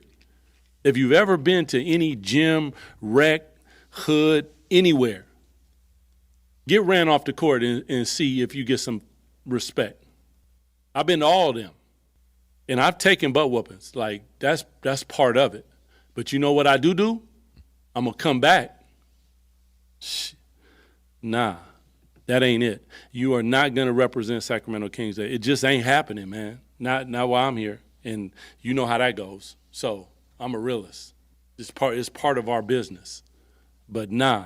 Was he referring to when he said, not while I'm here, you know how that goes, this is a business, but I'm a realist? Did I read that right to him saying, as long as I'm here, I'm going to be this way. I may not be here in a year. Was he referring to his own job security? Not now, but just, I didn't know if that was a reference or not, honestly. I don't know. And the other takeaway, too, about a lot of the things that he said and kind of referencing there, like, if you can't do it, someone's going to have to do it. Well, when you also make that statement, which is perfectly understandable, I think then, my own personal opinion, then you have to make a switch. That's right. Whether it's one starter, whether it's 3 starters, whether it's someone higher in the rotation. Yes. Clearly, as the coach, you are not happy with the performance. Nobody was. Right. And you tried different things. So the next game, something has to be different besides what you want out of each individual. And I think that, to me, leans itself to a lineup change. Well, I mean, and what's funny is you've had a bunch of lineup changes this year. I think yesterday was the 9th out of 12. I mean, part of it's been, last night was injury related, but still. I will say this. I agree with you, and I know we can sit here on the radio and say things. And in reality, it's much more difficult. But honestly, Doug, you're saying you're not pulling punches in your postgame. You're not pulling punches in your pregame. You want to send a message. Start the reserves in the first game of the road trip. That is what you would do. You roll out there and you go, okay, we're gonna start Russ Westbrook. We're gonna start Keon Ellis. We're gonna start Neat Clifford. we're going to start Precious Achua, and we're going to start either Raynaud or Drew Eubanks. And that's your starting five. Now, you may take them out after 5 minutes, but if you really want to make a statement and on the floor back up or match, I would say, the vitriol that you're saying post-game, at some point, there are some adjustments in the margins, and I get he's in a tough spot. Yeah. Jesus. Right. What are we doing? Right. Well, also, the reality of the timing of, like, that was minutes after. Like, usually just protocol of the game ends, player 1 comes out, player 2 comes out, Doug comes out. Right. We were in the commercial from signing up. Like, there was no long back and forth with G-Man and I. It was like, basically, this game stinks. Mm-hmm. Kings lose. Upcoming road trip. See you, G-Man. Good trip. Post game starts. We never, like, usually nobody's at the podium. We just went to that break. Whoa, Doug's at the podium already. It's like, okay. And so there was heat. There's like, if Doug was on right now, right, he's calmer than he was yesterday. Sure. So there's a little bit of time to heal that. Doesn't mean those were natural and authentic feelings. But the other part, though, of stuff we've been saying for weeks, if as an organization, which I know they are aligned, you are trying to move some players. Yeah. What does that look like if all of a sudden you're like, yeah, we're talking to Team X about this starter, right, or starters, right? You're 3-9 and you're benching them. Mm-hmm. We talked about I'm that. interested in this guy as someone that fits in our mix. You aren't playing him. Why would we want him? And I will tell you this: one of the things I've dug on this week is just getting some clarity, because you never know. And I have, because some people have this question, I have been told numerous times, multiple times, emphatically, Doug has 100% control of the rotations and of the starters and the reserves. Good. Now, to be fair, obviously, in any relationship between coach, front office, whatever, there's going to be discussions amongst the coaches. There should be. There's going to be discussions amongst the front office. Everyone's going to, hey, maybe, have you tried this? Have you thought about doing this? What do you think about doing that? Different set of eyes. Doug has today on November 13th, Doug has 1 trillion% autonomy on who he plays, who he doesn't, and how long he plays them for. There is no like, hey, you need to get DeRozan 36 a night, or hey, don't play Keon that much. That is, I can tell you emphatically, again, with the caveat of, unless a bunch of different people are separately lying to my face, many of which I've known for a very long time and have never lied to me. Yeah. That is the fact. So any blame, any credit on that goes on the players and on the coaches. This is not a front office or ownership thing. There's plenty of things we can go down that road on, not that one. Here's more Doug. Put on a jersey, represent it properly.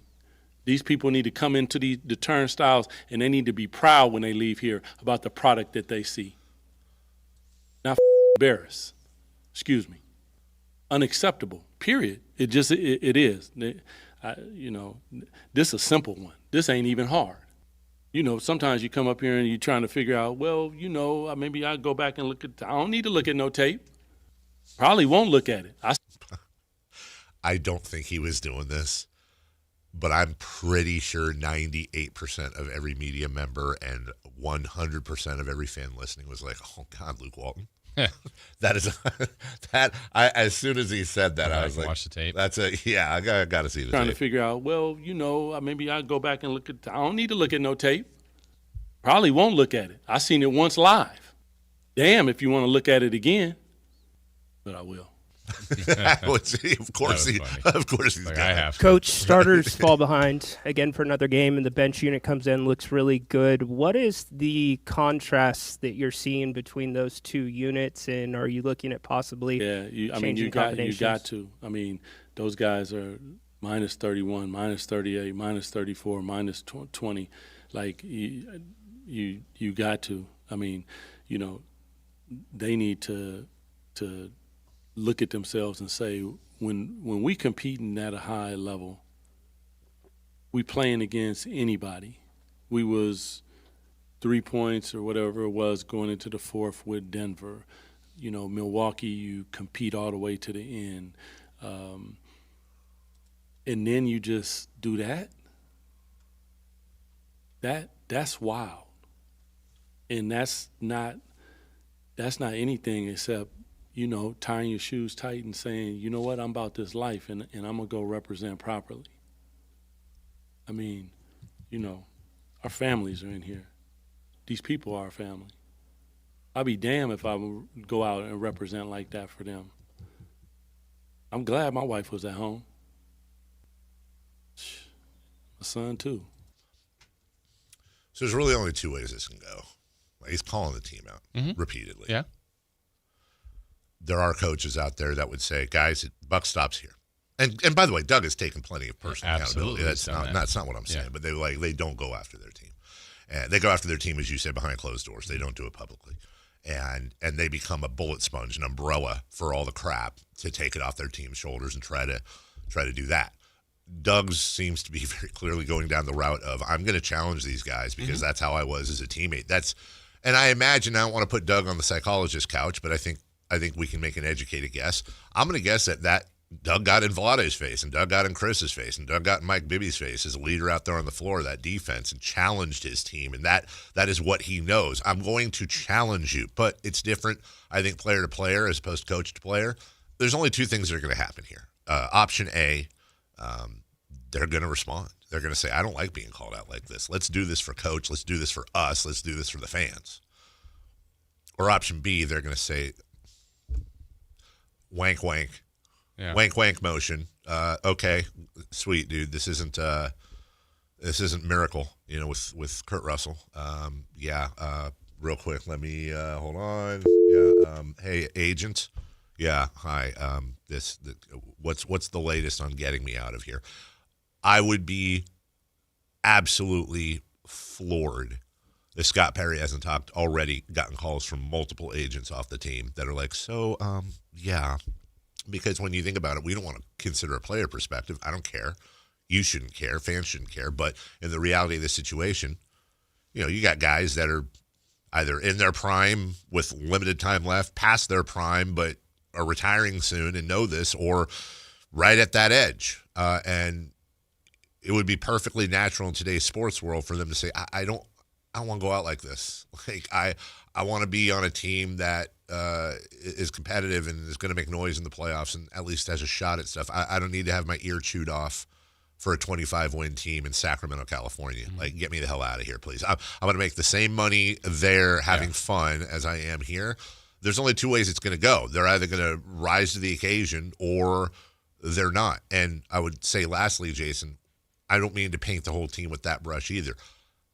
Maybe the Maxime Reynaud's, the Deke Cliffords, the Keon Ellis's, the Keegan Murray's, the whoever, that they might rise to the occasion and your vets don't, or vice versa. It's not going to be the same paintbrush for everybody. Yeah, and I think Doug even addresses that later about, this stain that they're playing with right now. He wants to make sure that that's not impacting and imprinting the young guys. Yes. And I don't know. I mean, how does one know that? Again, I go back to what we said earlier in the week. It's the whole, when you look at the situation, you take emotion out of it, what makes the most sense?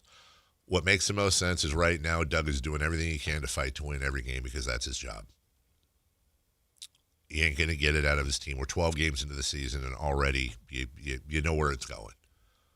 And December 15th is when big contracts can be traded. A lot of maneuvering. That's the kickoff of the trade season. And if the players don't respond, then you got to respond to the players. Right. And I think I would hope Scott is already laying out the groundwork, talking to people, getting ready to go, pulling it back like a slingshot. And I'm not trying. What I don't want to do is set up the fan base to think that December 15th, the clock strikes midnight and everybody's traded. But this can't go on. Right. And by the way, at this rate, here's a prediction. Let's see if this works. If things continue to go this way, and I'm talking about the games, I'm talking about the results, and I'm talking about these conversations.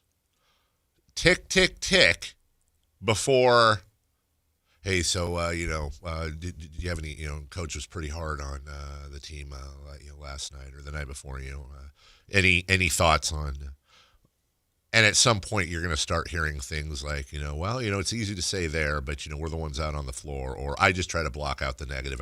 You start hearing things like, I just try to block out. You start hearing those cliches, and that's player ease for, I'm not trying to hear any of that, dude. which I don't think we're there. I don't either. I mean, I know we played on the post game some of Russell Westbrook, and he was far from that. It was very absolutely much owning it amongst him and other players. But also, look, I think if we go back to one other thing that I think is important, but here's back to multiple things can be true. Last night, for instance, we know they didn't have Keegan. They haven't had Keegan. That's right. They did miss Monk. They did miss Levine. I'm not suggesting if they were there, they win that game. Mm-hmm. But I think it's a team, back to some of its original flaws, is roster construction.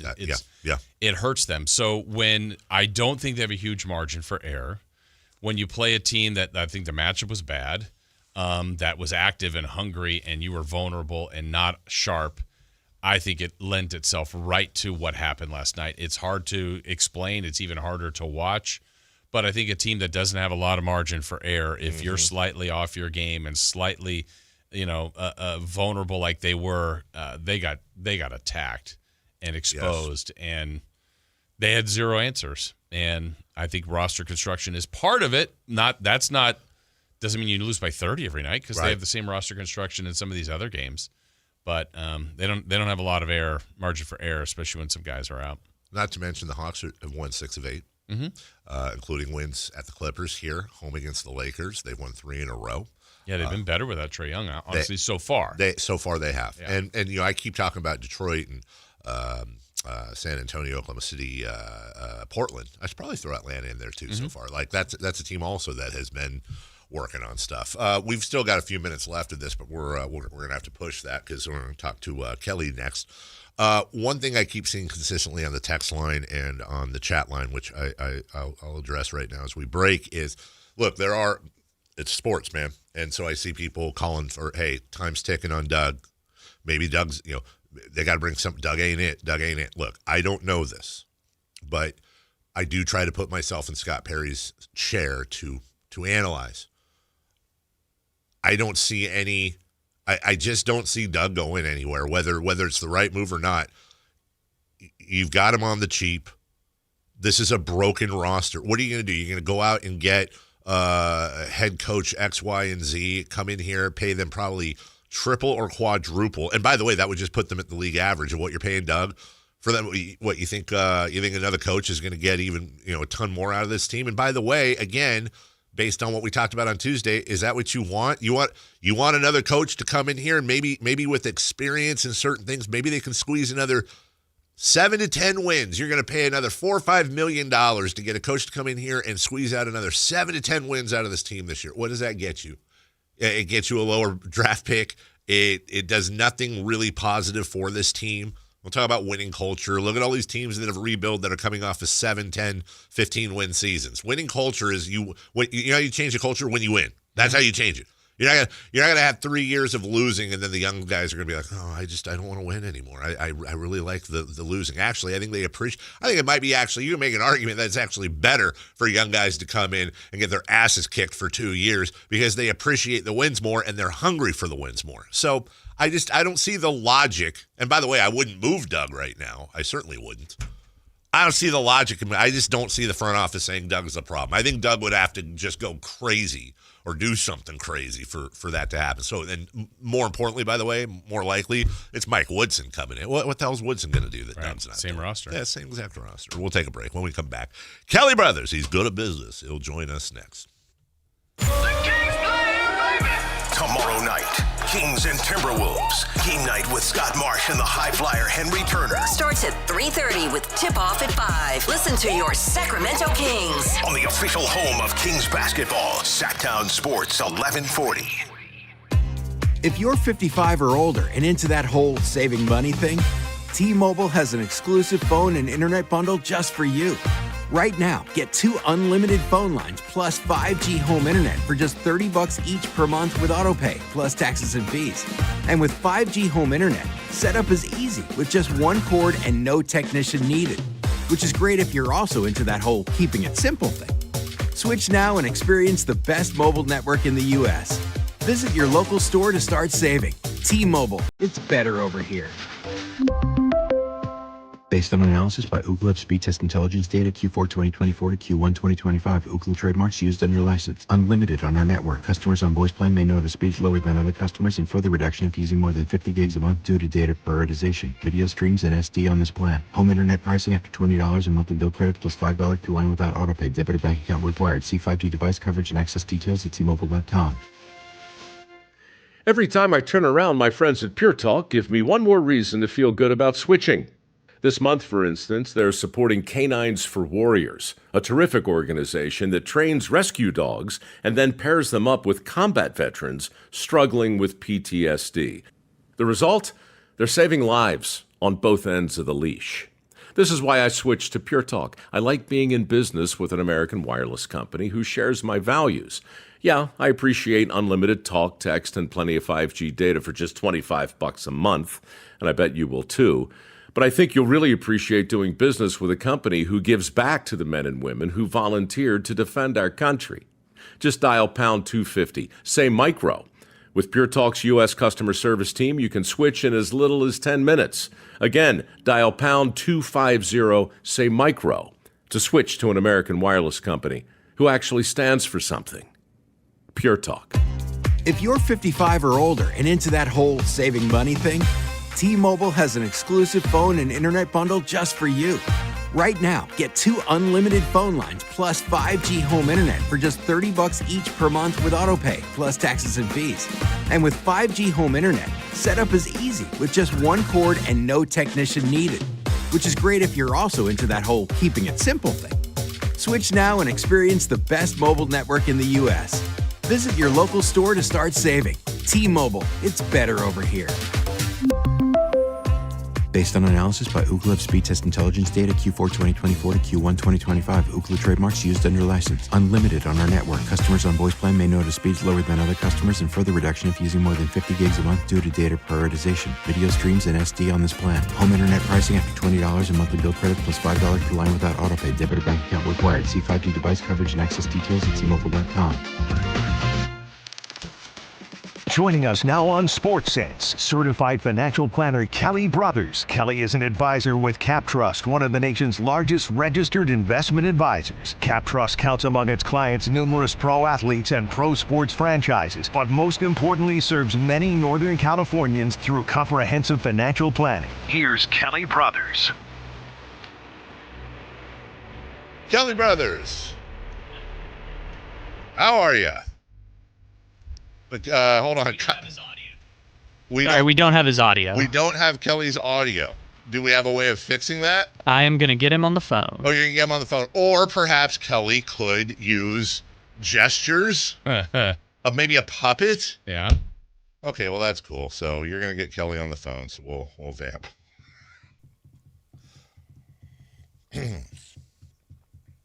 Somebody messed up on the board. By the way, I know this actually doesn't fix it, but that's why I want our own studio. No input issues. If you do something on the board, maybe put it back the way you found it. You used to be the boss. I used to be. No longer. Well, I like our new boss. I admit, that sounds weird. But why are they having a conversation? We're on the air vamping, and Kyle's in there riffing. Telling him recipes. And that was on his cell, and now he's picking up the regular phone. Toby says you had a whole commercial to get this right. Well, unfortunately, Toby, we can't find that out apparently until we get on the air. So Dwayne says Chris always has his audio. Yeah, well, Chris also knows how to fix it too. Poor Kyle doesn't have to deal with that. Ready. Joining us right now. Good. Sorry, Kelly. We love seeing your pretty face, but we'll deal with you. Better to have the audio and no face than the face, and you get the point. How are you? I'm doing great, my friend. Great to feel the rain coming down outside. How are you? Good. It's coming down. It is coming down this morning. Yeah, it's officially a soup day, everybody. Super stew, please. Kelly, boy, what a terrible stew in Dallas for the last year or so. Nico Harrison, he gone. He's gone 9 months in, and does anyone doubt that Monty wouldn't be in the exact same position if he were still here? You mean like getting booed and stuff? And getting booed and getting abused, and I feel Dallas is that was I don't know. I don't understand the motivation for the trade, but he's gone now. Unfortunately, Luka's gone as well, and he looks better, stronger, faster than he ever did, and maybe it would have taken a trade to get Luka into the shape that he's in. But Nico's name will go down in infamy in Dallas, unfortunately. Yeah, and, across the league, you would think the way it ended for him, what are the prospects, if any, Kelly, for Nico to be back with any organization in a position like that? Yeah, I don't know. I think he becomes a GM of a college team, which isn't a bad gig, but I just don't see him reemerging in the NBA anytime soon. I mean, I don't care what the rest of your resume looks like. If you have on there traded Luka Doncic for Anthony Davis, it just that's going to hang around his neck for a long, long time. But again, Monty maybe was lucky he was let go when he was, because I think he'd be facing a similar reaction in Sacramento right now, given the way this team is performing. I would like to respectfully respond to both of you on Nico Harrison's future. I would say his future in the NBA is finished. That's obvious. He's going back to Nike or another shoe company. That's where, remember, when Nico Harrison came from the shoe world, he was in the mold of the Worldwide Wes's and Leon Rose's, and the way the shoe people and the agents and all that are kind of this big mold. I think Nico is going to go back, and we're going to hear that he was hired by Reebok or Adidas or maybe back to Nike and operate in the background where he belongs as and by the way, let's also remember, whether it's Monty or Nico and all that, Nico is the target and the scapegoat for sure, but let's not look past, as I keep saying ad nauseum, Mark Cuban selling the team, Patrick, Dumont, the governor of the team, and all that shady crap going on. I think it goes a lot deeper, Kelly, than Nico, but there will be a think piece at some point that breaks that down. In the meantime, Mickey Mouse is pissing me off. YouTube is making me angry, and a lot of people who are YouTube TVers, of which I am one, are getting they're getting their sports clipped. No, that we are, and I'm one of them too. And it's a pisser. I mean, it's annoying. It's not, but supposedly Disney is losing about $4 million a day on this. And I think I pointed out last week, YouTube, part of Google, much deeper pockets than Disney. Disney did report earnings this morning, and so the feeling was maybe once they got past that, maybe now there will be some movement. I mean, heck, if we can reopen the government, we can get YouTube and Disney talking again, right? Yeah. So, but they, supposedly 24% of YouTube TV subscribers saying they are thinking of canceling or have canceled or plan to cancel. And so they're going to want to get this fixed as well. I just can't believe there's not a number that is good for both parties and move on. Yeah, and I don't know if the numbers or metrics are out there, Kelly. Who do you think's taking the bigger hit, whether it's financially or publicly, YouTube or ESPN in this? Or Disney? I think Disney's idea here is, we're going to piss people off and we're going to make them angry at us. But you know what? Some of those people who leave YouTube will sign up for ESPN so they can get our programming. So they're thinking they're going to make it up on that end with people buying into ESPN. Usually, I like game day. It's not a big deal for me, but I want to watch it this week because it's Pitt Notre Dame is going to be game days, which was an interesting site selection in the first place. But I think just given the fact that you're talking about a $200 billion company versus a $3 trillion company, I think this is going to impact Disney more. Oh, I hope it. Problem is, mommy and daddy fight, and it's the kids that suffer. Right. In the meantime, and finally here, we enjoy our weekly visits with Kelly. As always, it's my dad's favorite part of the entire week, and many, many others. And unfortunately, I believe they're coming to an end. I don't know if it's this week or next week. Kelly, you can clarify. Kelly, actually, congratulations. Kelly has taken on a brand new job that will unfortunately take him all the way across the country to Atlanta. He will be the new Freeze that if you don't know who that is, it's the Freeze costume. A couple of fans, they start out running the around the outfield. Freeze is fast. That Freeze is very fast. Well, now it's going to be Kelly Freeze brothers chasing after everybody, and if you beat him, you win the prize. Congrats, Kelly. So that's fantastic. Not only that, they're going to switch things around a little bit. They're actually going to give me a head start over the fan run. But they are hiring a Freeze. I guess the last one allegedly ran a 4.240 in college. Woo! So they're looking for someone with wheels, but they are hiring the Freeze. That'd be a fun job. It's something those fans love and that you often see on the national highlight shows.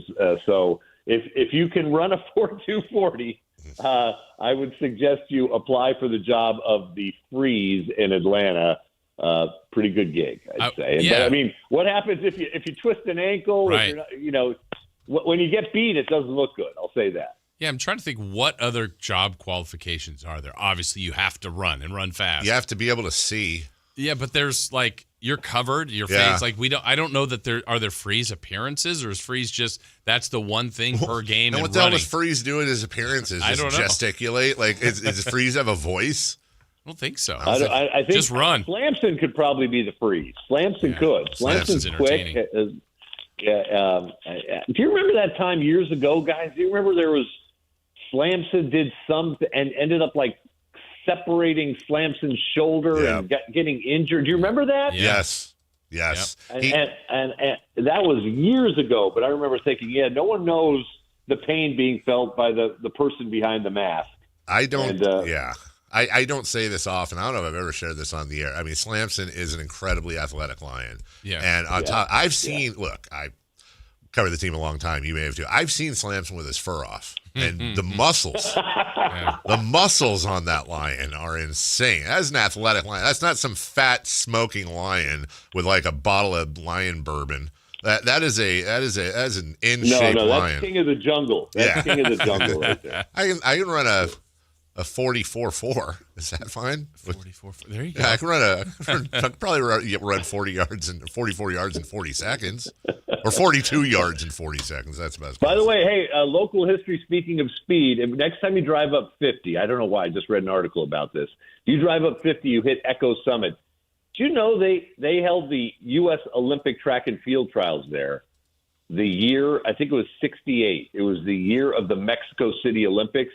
And they wanted to replicate the altitude of Mexico City. And so literally behind that Caltrans salt station, they held the Olympic trials, the U.S. Olympic trials at Echo Summit. Something to think about next time you drive up 50. Kelly, people forget maybe you used to be a anchor for Channel 3. Is that like Blue Canyon? Echo Summit I know, but Blue Canyon. Blue Canyon's the spot. Isn't it like Blue Canyon? Isn't the story like Blue Canyon is just an exit and the TV stations, because it had a great view, took it over and now it's a thing?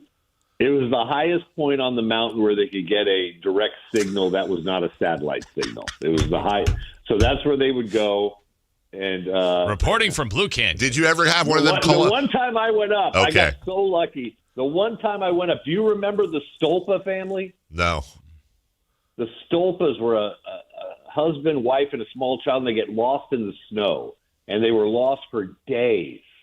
And they went off a back road. And anyway, I was sent up to cover a storm to Blue Canyon. And the Stolpas were coming through from Reno on their way from the hospital back down in a storm. And Dateline did a full hour that night. But the Stolpas, that was a big story back in the probably late 90s of family that got lost, and I ran into them getting a cheeseburger in Nyack, right next to Blue Canyon. Did you get one of them big blue KCRA Columbia jackets? I never got one of those. No, I was out.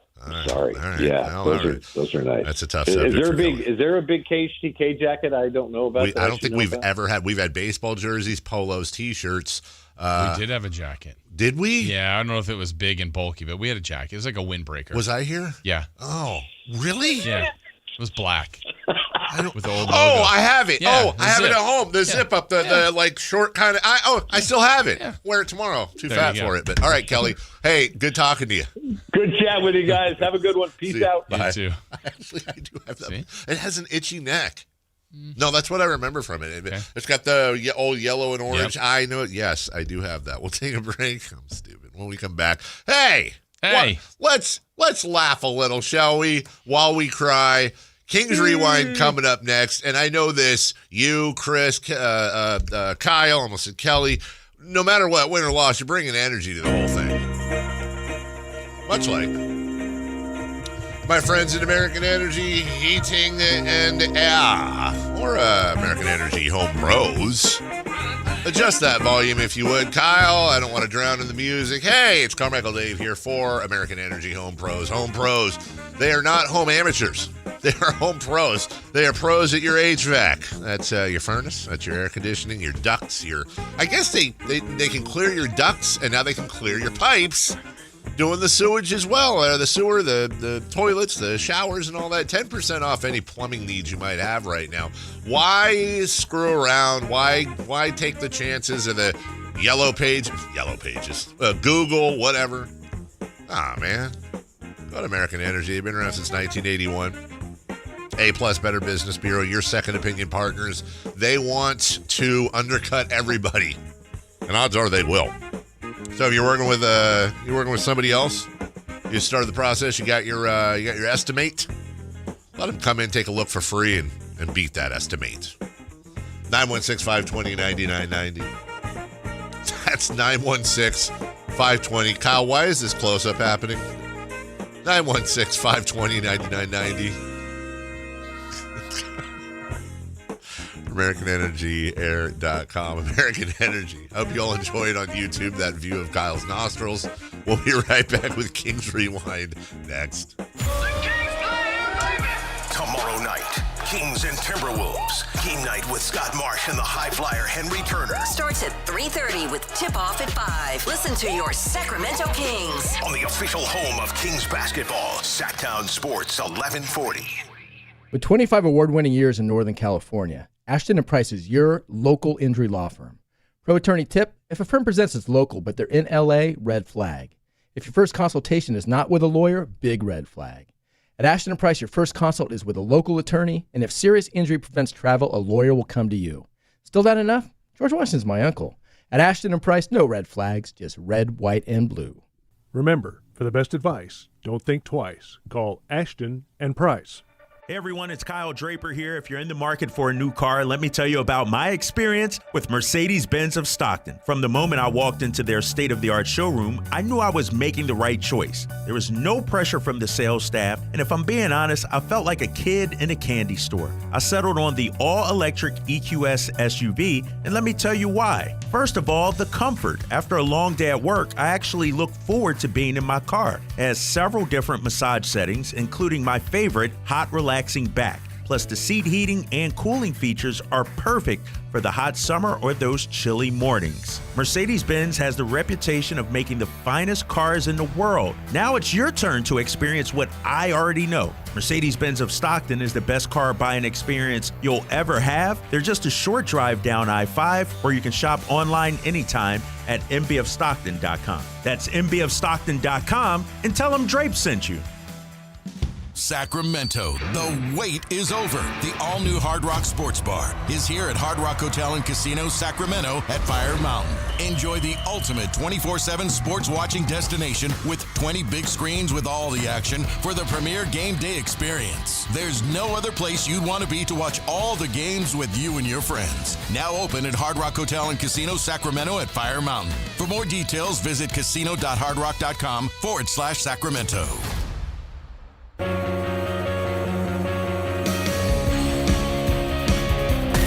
Carmichael Dave. He has very good sources, and he just kind of tells it as it is and gets to the point. Jason Ross. He has a lot of pretty smart things to say. He's good at what he does. On Sactown Sports. A lot of people will be able to identify with this.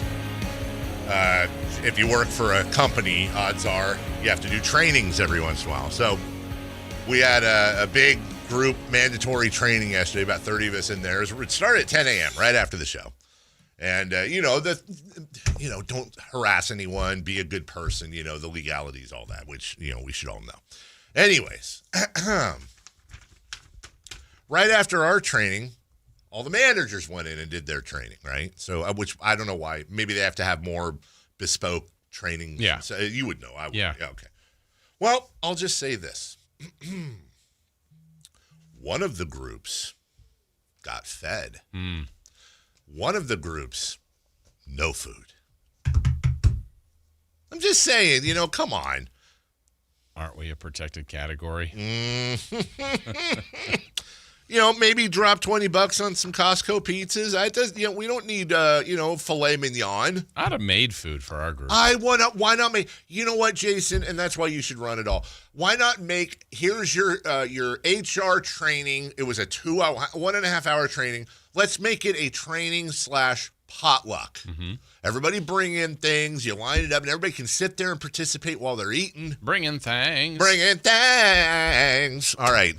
That was the other funny thing was that during the training, Dave walked over and grabbed a Coca-Cola. Was that you that was popped totally it? me. I heard. I go, someone opened a soda. There was nothing in there, and in the corner from like some event Our from the last past. potluck, There was a bag of old sodas, and I was dying. I needed some caffeine, so I went over and grabbed. I started with a warm Diet Coke, and then I doubled up later on. Yeah, well, because I'm good at this. Then I had a regular Coke that I found in there, and I did the whole thing like when you're in the bathroom. I did the and.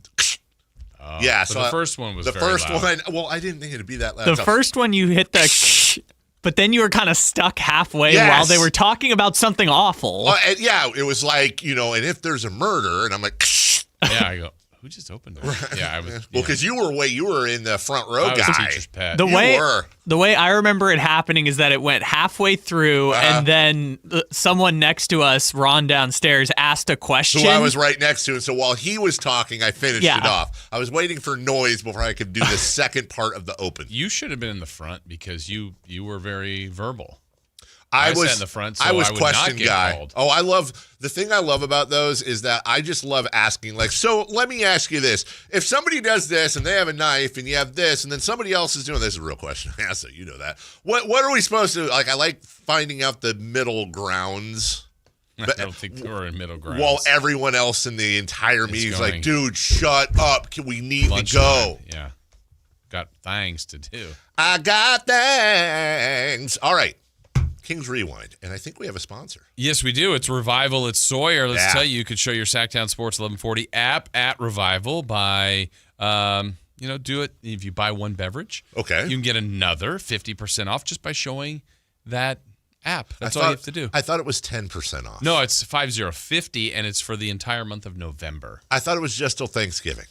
There's more days. The whole month of November. You can be thankful. Half off. Yeah. Oh my goodness gracious! Just get the app and show it. Just get the app, and now you can stream the video through your app. Yeah. Without further ado, Kings Rewind right now. The Kings Rewind. What actually happened last night? Let's travel together. Brought to you by Revival at the Sawyer. Well, the 5-game homestand has been brutal so far for the Sacramento Kings, and it wrapped up Wednesday night against the Atlanta Hawks. ATS out. I'm sorry, I'm laughing at that. Also, somebody just said, Kyle looks like a kid that would ask you if you have any games on your phone. Hey, I get killed all the time. It's nice when somebody else. And that was Russ that said that. And Russ is always dumb. So he does not like me. Russ doesn't like himself. But Kyle. he really Kyle, doesn't like don't me. take it personally. Russ is a dingle. I love him, but he's just. Russ is like Pigpen, but with depression and negativity, and he hates everybody. Like Pigpen seems pretty depressed. Well, back to you. Kyle, I don't have that many great games on my phone. Atlanta was playing really well lately, and they were doing their damage without the services of Trae Young. Your ball. Do you have Snake? No. That was You got Doodle Jump? Yeah. No. Back to you. Don't interrupt Rewind, Kyle. The Kings were going to be light a couple players too, as Keegan Murray was still out, but so was Zach LaVine and Malik Monk. Have we displeased you, almighty God in heaven? Do our lives mean nothing to you? Peace do. Hey, peace do. Well, the Kings were repping their City Edition uniforms, and the heralding lion was displayed as the logo on center court.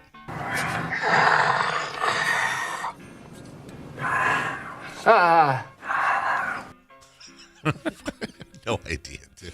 The Hawks came out soaring with a 25-10 start and a quick 15-point lead.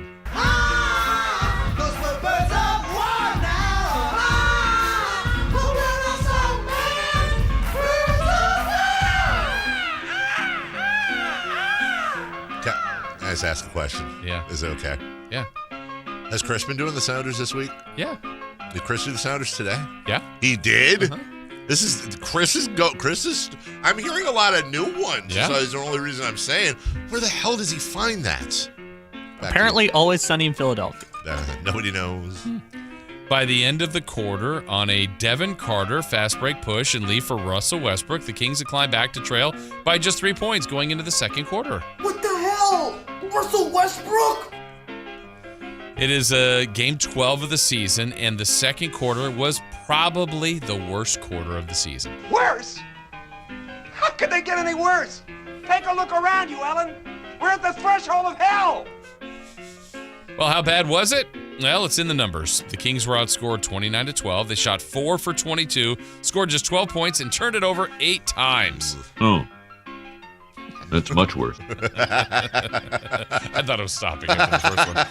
Down 20 at half is bad, but the way the NBA works, it's definitely possible to mount a comeback. Anything is possible!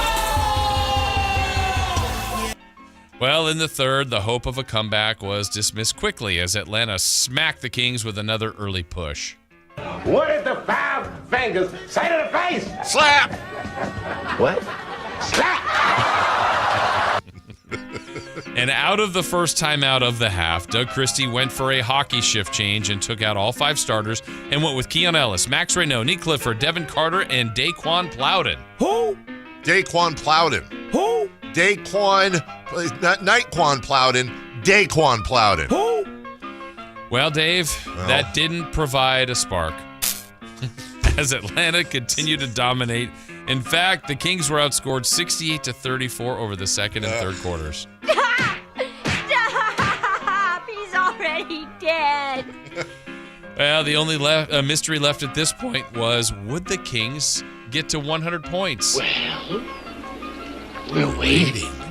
They have done this in every game, and they did it again on Wednesday on a late 3 by Devin Carter. So Atlanta goes wire to wire to win and collects a season-high 133 points. Oh, good for you. Sacramento suffers yet another, near 30-point loss on the homestand. That's not good. And so let's give you a few bright spots, though. Keon Ellis, he scored 20. I'd say that does the trick. That'll do it. Yeah, that'll do it. Yeah, I'd say that'll do it. Yeah, I'd say that would do it. Yeah, that'll help a little. Look at Ben. He's going, yeah, that'll help a little. Jenny's going, yeah, okay, yeah, so let's call it a day. Look at Jimmy. Jimmy's over there going, yeah, so we're done? Well, Doug Christie, he won another challenge. He's now 8-1 on those. Okay. And you will know my name is the Lord when I lay my vengeance upon. That's all I got. Yeah. The Kings now begin a brutal game, a 5-game road trip in Minnesota on Friday. And that is, you know what? They begin a brutal 5-game road trip in Minnesota on Friday. Now, when you say Friday, you're saying that's the beginning of the brutal 5-game road trip? Yes, and there you go. Now you know. If you missed the game, now you know what happened. And now you have the rest of the story. Hey, Mitch, your thoughts? Oh, my thoughts. Yeah. How are we doing? I guess comedy is going to be very important in our lives this coming season. Yeah, darn right, Yeah, Mitch. true. Best thing Facts. you've ever said. Oh, best thing I ever said? Okay. Well, No, it's a great comment. No, it's a great Do you have comment. a joke? It's all downhill from me. Yeah, Mitch, do you Tell have us a joke. We need tell to us make us laugh. Tell us a joke. Everyone's got a dad joke, but it has to be clean. Can't have any swears. Oh, I'm not good with jokes. I'm just maybe in my funny, the way I Okay, I'll tell you a myself. joke. Mitch, I'll tell you one, but you got to play along, all right? Knock, knock. Who's there? Boo. Boo-hoo. Don't cry. All right, we'll take a break. When we come back, Sam Amick of The Athletic, because he said, keeps from crying, comedy and all that. Thank you, Mitch. I saved him from going downhill. You did. We need comedy. We do need comedy, and nobody says comedy more than Sam Amick of The Athletic. He'll join us next. Tomorrow night, Kings and Timberwolves. Game night with Scott Marsh and the high flyer Henry Turner. Starts at 3:30 with tip-off at 5. Listen to your Sacramento Kings. On the official home of Kings basketball, Sactown Sports 1140. This is the story of the one. As a safety manager at a manufacturing plant, he does everything he can to keep his coworkers safe. From finding ways to reduce risks to keeping safety supplies in stock. And for that, he relies on Grainger. Grainger offers a broad range of quality products and next-day delivery, so he can always play it safe. Call 1-800-GRAINGER, click Grainger.com, or just stop by. Grainger, for the ones who get it done. So my mother is thinking of switching from Verizon to Pure Talk, but she's worried the deal sounds too good to be true. Michael, she said, how can those Pure Talk people offer me the same basic service as Verizon for so much less money? I said, Ma, go ask Google how much Verizon spends on advertising and promotions. A few seconds later, my mother said, oh my goodness, $12 billion a year? That must be a typo. I'll tell you what I told my mom. It's not a typo. Verizon spends $12 billion a year on advertising and promotions, and their customers are paying for it. Well, Pure Talk doesn't spend that kind of money on commercials. Trust me, I would know. That's why they can offer you and my mother unlimited talk, text, and plenty of data on a crazy fast 5G network for just $25 a month. And if you're a business owner, you could really save a fortune. Dial pound 250, say the words Mike Rowe, and you'll get an additional 50% off your first month. That's pound 250 Mike Rowe. Pure Talk. Everything you need and nothing you don't. Some nights just call for something better. A place above the noise, where the skyline glows and the energy feels effortless. That place is Revival at the Sawyer, Sacramento's rooftop escape. All November long, show your Sactown Sports app and enjoy buy one, get one half off beverages. Whether it's golden hour with friends or late night laughter under the city lights, Revival's the place to see and the place to be seen. Revival at the Sawyer, the view, the vibe, the moment. Reserve your table at revivalsacramento.com. Offer valid once per visit per person. At Elk Grove Honda, not only do we have a great selection of pre-owned cars at very fair prices, but every one of our pre-owned automobiles are treated with kid gloves with a 182-point inspection that covers everything from unibody to tires to brakes and engine filters. Then our cars receive a mobile oil change and fresh fill-up with full synthetic mobile oil. We know you have lots of choices of where to purchase your next car. Come to Elk Grove Honda, home with a 182-point inspection and mobile oil change. We're in the Elk Grove Auto Mall, Highway 99 at Elk Grove Boulevard. What's up? We're talking to Chad Hoblet of Hoblet Dodge Chrysler Jeep Ram in Woodland. Chad, tell me all about the Black Friday sales event. Right now, save up to $15,000 off MSRP on the brand new 2025 Jeep Gladiator Sport S. Or, if that deal isn't good enough, lease one for as little as $189 a month for 36 months. Ooh, my brother had one of these, and he absolutely loved it. Most people who do love its versatility. But Hoblet is more than just Jeep. Whatever you're looking for, you can find it at the Hoblet Certified Pre-Owned Supercenter. We have over 220 vehicles waiting for you at HobletDodge.com. Search, select, and save at HobletDodge.com. Unbeatable prices, unbeatable selection. Nobody beats Hoblet, period. $13,000 total net savings after $92.50 factory rebates and $37.50 dealer discounts. Rebates include $92.50 lease bonus cash. Must finance through Stellantis. Residency restrictions apply. $189 special lease with $19.95 due at signing. 10,000 miles per year, 30 cents per mile over for well-qualified buyers with 720 plus FICO score, plus tax, license fees, and dealer accessories. To get this net savings, VIN numbers 546328, 546330. See dealer for details. KHTK HD1 Sacramento, KYMX HD3 Sacramento. From the Power Business Technology Toshiba Studios. Sactown Sports 1140. The Carmichael Dave Show. He's on the microphone when he's not on the microphone. He's playing a song, and when he's not playing a song, he's on the microphone, and then boom! With Jason Ross. No, he didn't. Yes, He did. Call or text at 916-339-1140. It's the Carmichael Dave Show with Jason Ross on Sactown Sports.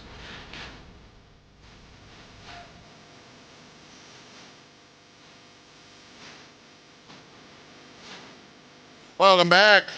Second half of the program. And the Sacramento Kings coming off a nail biter with the Hawks, 133-100. So close. So close. Yet so far away. Four down territory. Made that play. If they had just gotten that one steal, yeah, we'd all be having a different conversation. Where is Sam Amick? Kyle? It's a game of inches, Dave. Yeah? Well, if I had a nickel. What? What's a nickel? Joining us. I think they just stopped printing the penny yesterday or something. Really? Just yesterday? Just yesterday. A lot of people have a lot of questions. A lot of people angry, a lot of people sad, a lot of people hungry. But I know the one person that has all the answers. All of them. When it comes to the Sacramento Kings basketball team. Joining us right now in his kitchen. Did I just see a fridge? Sam, good morning, Sam. Good morning. Sam is going to stubbornly finish making coffee while we chat here because the caffeine is necessary. Keurig or regular? What is the method of coffee, Sam? Just because I know that's what people want to hear. It's Keurig. Yeah, it's good old Keurig with the. Wow.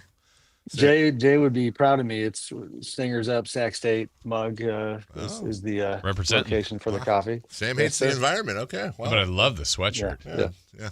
Thank you. Is that an OPG folder sweatshirt? Yes. Yo, that's the best thing I'm going to see all day, dude. That's sick. Well, and if you guys could see it too, if you were listening or watching on YouTube with the rest of the chatters. Sam, what's going to happen with the team? Why are they losing, and what's the solution? Go. Fix it. It's like Jason said, it was just one or two plays last night. Yeah, they got that stuff. Yeah, it's ugly. I was uninspired again and left early last evening. I don't know, man. It's really bad.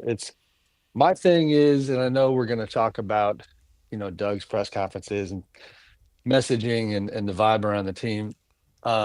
It's just, they've got to, I don't know, it's easier said than done, but you got to accept that this is just, it's not a great team. It's a time of transition, and we knew that going in, but everybody's acting like this is breaking news. I don't see this group figuring it out. I just don't. It's more about, where do they go from here, and what does the roster look like after the deadline? Yeah, I kind of want it because I think Dave said it perfectly earlier. Like the most interesting thing, if we're talking about interesting about the team, has kind of been Doug. And I hope for his own sanity, he can handle the predicament he's in, the organization's in, the team is in. And Sam, he's a competitor. I get all that. He's passionate. He wants this group to win. And by the looks of it, they can't. And so until they get to that next step, while Doug's trying to get every win possible, I just hope, this is his first run at this. And the first, when he was coaching before, he actually had a decent amount of wins on his resume. Sure. Now it's going through this on a day-to-day basis. This looks like it's really wearing on him, and I don't know how he can kind of keep it all together. Yeah, I mean, again, I don't mean to do the media Monday morning quarterback thing and act like it's not, like it's easy, but I do agree with you that he is drawing at least locally, it's not national yet, but man, he's drawing an exceptional amount of attention to the struggles and acting like they are, I put it to, maybe Dave or somebody yesterday, acting like, this is a team that had great expectations that is wildly underperforming, and that he's got it's almost like Steve Kerr-esque, like the Warriors had real expectations, and when they get off the tracks early, a coach like Steve, who obviously has got a different coaching resume, is sounding the alarms, and Draymond and guys like that. That's not what this Kings team is. That's not what they were intended to be. We all know the backstory. It all got blown up with the Fox trade last year, and that's obviously turning out to be a terrible trade. So the level of intensity and emotion and frustration while some of it's understandable, it feels pretty disproportionate. It's tough, and I won't speak for you, Sam. You're a real journalist, but I think Jason and I and several others in the media, I'm sure. You're the breaking news guy. What are you talking about? That's we'll get to that. That's going to be funny. I think we struggle, just being fully transparent. Jason and I worked with Doug. Doug's like an older brother to some of us, much older to me. Yep. And we want him to succeed, not just from being a Kings fan point of view, but also, remembering all he's done for this organization. If I was in a different market and I didn't know Doug personally, I feel like the question I would be asking is, can you as a rookie coach be calling out your team to the level he's calling them out, whether we agree with him or not? And I agree with him. Doesn't that usually end, especially when you have veterans, doesn't that usually end poorly? Yes. Yeah. Like full stop. What's unique though is that I don't know how much that part matters, because it's one thing when Mike Brown's, post-game messaging was potentially getting under the skin of De'Aaron Fox and Domantas Sabonis and Malik Monk as they tried to build off of the playoff year they'd had before. Those were stakeholders, if you will. These are not the same sort of stakeholders, not even close. So I don't know. I mean, that matters in terms of just Doug's ability to not have every game look like it looked last night. You know what I mean? Like if those guys just decide like, dude, I'm done with this place, that matters. The part, and I'm a broken record on this, the part that gets me and that I think is ill-advised is, the return to the Kings-centric messaging in terms of the history of this organization, and and the whole thing about how Rick Adelman and Jerry Reynolds are the only coaches who can understand the pain of Kings fans. It's a clever way of saying that, like, just all the other time, like all the other NBA people who didn't have Kings ties, who came through this organization, they don't matter. They don't count. Well, guess what? Like a lot of them, like their negative experiences in Sacramento, those are the things that then they took with them to the rest of the NBA and that have damaged their reputation. And so that's where I always think it's a mistake. I've just never seen ever an organization that leans so heavily on an era that, while it was exciting and entertaining and promising, and yes, they're one of the best teams to never win the title. It's bonkers that they keep leaning on that 23 years later. Talking with Sam Amick from The Athletic. So Sam, in this, I don't even know what to call it, but interim time, that, because I think we're all of the belief that there will be some moves made by this organization, whether it's by necessity or by the desire that they seem to want to do. They have games and they keep coming, every day, every other day, and this is game 12, and certainly this homestand was pretty rough to watch. How does Doug, how does the rest of the players kind of get through this next, I don't know, that's probably about 15, 20 games where, yeah, they want to compete, they want to win as much as they can, even if there's some limitations, but you can't keep having 30-point losses where you're non-competing. How do they get through this bridge of time before kind of that next move? Well, I mean, the stock answer, Jay, is that you got to hope. I mean, you do have a bunch of vets with really good career resumes, and it's hard to imagine them, even if they're out on the program or the plan that was set in place in training camp, and I don't know that to be the case, but even if that was the case, or eventually becomes the case, like they are a bunch of professionals. I think, honestly, one of the things that might be an issue right now is that, at minimum, when you've got a bunch of guys who can put the ball in the bucket, going into the year, I remember talking to Kings people who were like, well, we got 5-6 guys who could give you 30 a night. And that sounds great in practice. But for one, like defense first messaging is never probably a bad idea, but it's so much the focus that Doug is making right now. That I mean, honestly, if I was trying to make chicken soup out of chicken, what, I might just say, all right, guys, let's get cooking on the offensive side again, just so you can feel better about yourselves. Because the defense can't be much worse. I mean, you're not going to run the risk of losing much on that end. Because this approach, which admittedly, I mean, I was so skeptical going into the year, like, okay, so, like Zach LaVine put up a good fight for a while defensively, just to use him as an example.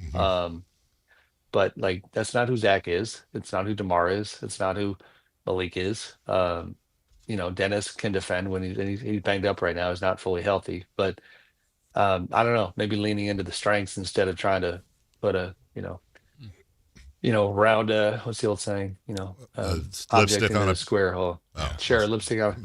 No, you're just trying to. Lipstick on a square hole? What?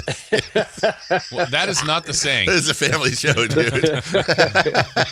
Sam Amick of the See, Athletic. this is why we were doing the coffee. Yeah. Sam, so you broke all that news earlier this week about the we talked earlier Tuesday, which you and I have laughed about off the air a little bit, that just really mostly what we've been saying. I say we, myself, Jason, you, since largely summer, that this team is, you look at the salary cap table, you look at what they're encumbered by the next 2 years, you look at the way this team was, or more to the point, wasn't set up, you look at Scott Perry's history with the New York Knicks and what he did, that Scott's effectively a wartime consigliere, and that this team is primed for a rebuild, and kind of, changed the tone a little bit on Tuesday, and as you had laughed at, got picked up everywhere, which is always fun and exciting. But have you heard anything to the contrary? Are we all still kind of, are there any asterisks you want to put on the statement, basically that the most likely path forward, it seems, is come December, when the big contracts can be moved, if opportunity presents itself, Scott Perry's going to do what he can to save some money, to grow draft capital, to get young players, if that's part of the deal, and we're really beginning what will be a 2, 3, who knows how long year rebuild process. Yeah, I mean, we're trying to get into crystal ball territory. Sure. And yes, it takes two to tango, so it's just a matter of what sort of conversations do they end up having. And I'd probably say it's not even the way you framed it today, not on, not previously, but was a little more passive than I would make it. It's not a matter of like, if something comes their way, I mean, they're going to be actively looking to change this roster. I can't completely let you get away without having a little fun with you on the reporting side of things, because because here we go. No, it's just, we've talked off air about how, like, yeah, especially in the social media age, when you put something out there, like, yes, there's angst that comes with, like making sure you get it right, getting the reaction from the people. And, we like to say in the business that some people who are kind of hoity-toity, and not even pejorative wise, but as journalists, is the capital J journalist, like, I think, you don't want to be put in that category. You're like a lowercase journalist with, like, 9 size font. In italics. Yeah. With quotes. But yes, I think you are correct. And obviously you're tapped in with the Kings, like, on your framing of this whole thing. It's always tricky to report on this stuff, because those are human beings in the locker room. Yep. And so the danger for the organization is that it's like, they all kind of see this and then immediately go, oh, cool, so I'm just a pawn on the board who's waiting to get moved. But Scott Perry has been consistent for a long time now about the way he saw this situation. And it was always, I'm going to evaluate what we have. We had the context, unique context of his commentary on Zach LaVine via podcast from his media days. Like, you don't really need to kind of unremember that, if that makes sense. So it's ugly. And, like, all that being said, the team is awful. And so, like, what do people think is going to happen? It's a matter of, okay, they invested in Keegan Murray. They clearly are invested in Nick Clifford. And from there, it's a little bit of a slippery slope. But yes, I think all that is spot on. of the roster that I think they would like to overturn, and we're mainly talking about veterans here. What kind of market is out there? Maybe not just for the players specifically, Sam, but just, it's an interesting start to the season for several teams. I was saying this last night around other media members. It's like, as bad as this has been for the Kings, and it's been bad. I kind of looked at the West and went, oh my gosh, they're 1 out of the 10th spot. This was before the game last night. Not that I anticipate them competing for that, but the bottom part of the West has been really rough to begin the year. There is some clear separation already, and just in general, our teams at the top of the West or in the East, you think interested not in just Kings players, but just in movement when maybe we get to that kind of December time that opens up a few more avenues. Yeah, I mean, you're asking the right question there, because again, I mentioned it takes two to tango. The market is going to, I think, be an issue for them. If you look at a guy who is on the younger side and has been the most celebrated among the veterans, that would be Sabonis, right? Yeah. I don't think he has a robust market. I don't, and part of it is that what he does is, you have to really decide that you're committing to a system that supports his skill set.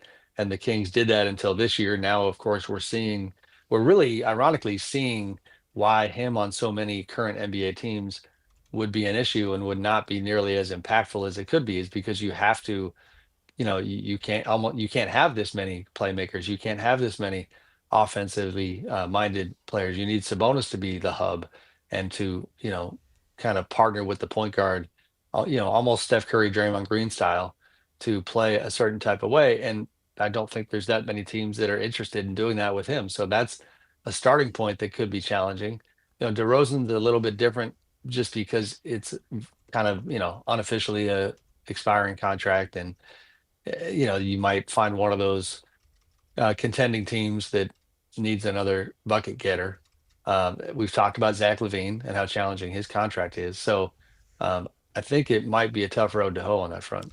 If I want to play a fun game with you real quick, I'm going to give you not just my list of the 4 that you would handicap as likely to be moved or on that list, but also in order of what you think their perceived market would be. I would say I'm having a tough time flipping a coin between Malik Monk and DeMar DeRozan as maybe the easier 2 to move, followed by Sabonis, and then LaVine as the tougher to move. Do you think I'm in the ballpark with the 4 that again, odds are would most likely be moved for contract and other reason, and then also ranking those as far as likely market based on salary and everything?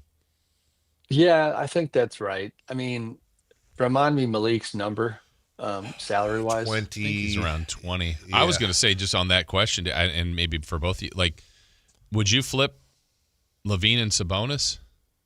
Meaning Sabonis tougher to move than LaVine? Based on one more year, roughly the same salary, and kind of the paradigm that Sam just addressed. I mean, it's a good question, Sam. I wouldn't. Okay. I mean, I could be right. Again, disclaimer, I could be wrong. My understanding is that, listen, when Scott or any executive in his position took a job like this, you already know, by the way, we're speaking mostly hypothetical. Mm-hmm. He is not. Like he has spoken to his colleagues around the league to get a sense of what they think. And that is how you make an informed decision. Like, whatever you think of the Keegan Murray contract, the reason that they were comfortable doing that is because they learned, partly at least, is because they not only did they value him within their program, but they learned that he's got a lot of value around the league.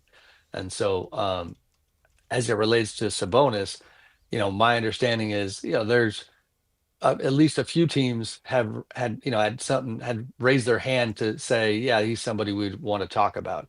I've said it on your show before, like, I don't have that sort of information about Zach. Sure. So Yeah. with that in mind, I would put Sabonis above Zach. By the way, 18-8 this year, 20, a little over 20 next year, and then a player option for 21.5 for Malik Monk, Sam. So two guaranteed. So I mean, if he's at his best and he's doing Malik Monk things, that's not awful. The 2 years is going to be problematic for a lot of teams, especially the ones who are gearing up to go, superstar shopping in 27.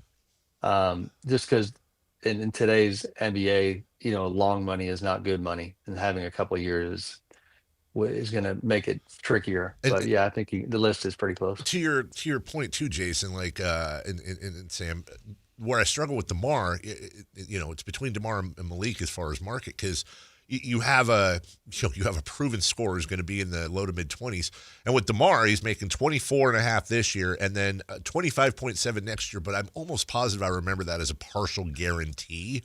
No, yeah, that's not. Okay. That's what I'm saying. It's a virtual expiring. Gotcha. And I forget the amount. It was very low. Kind of a handshake deal. Yeah. That he's done after this year. Okay, gotcha. Okay, yeah.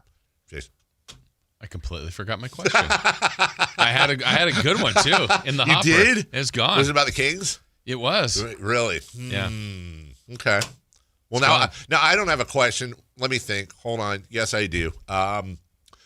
Doug Christie. We talked about that earlier. And Jason, if you remember your question, just interrupt me. Yeah. Doug Christie.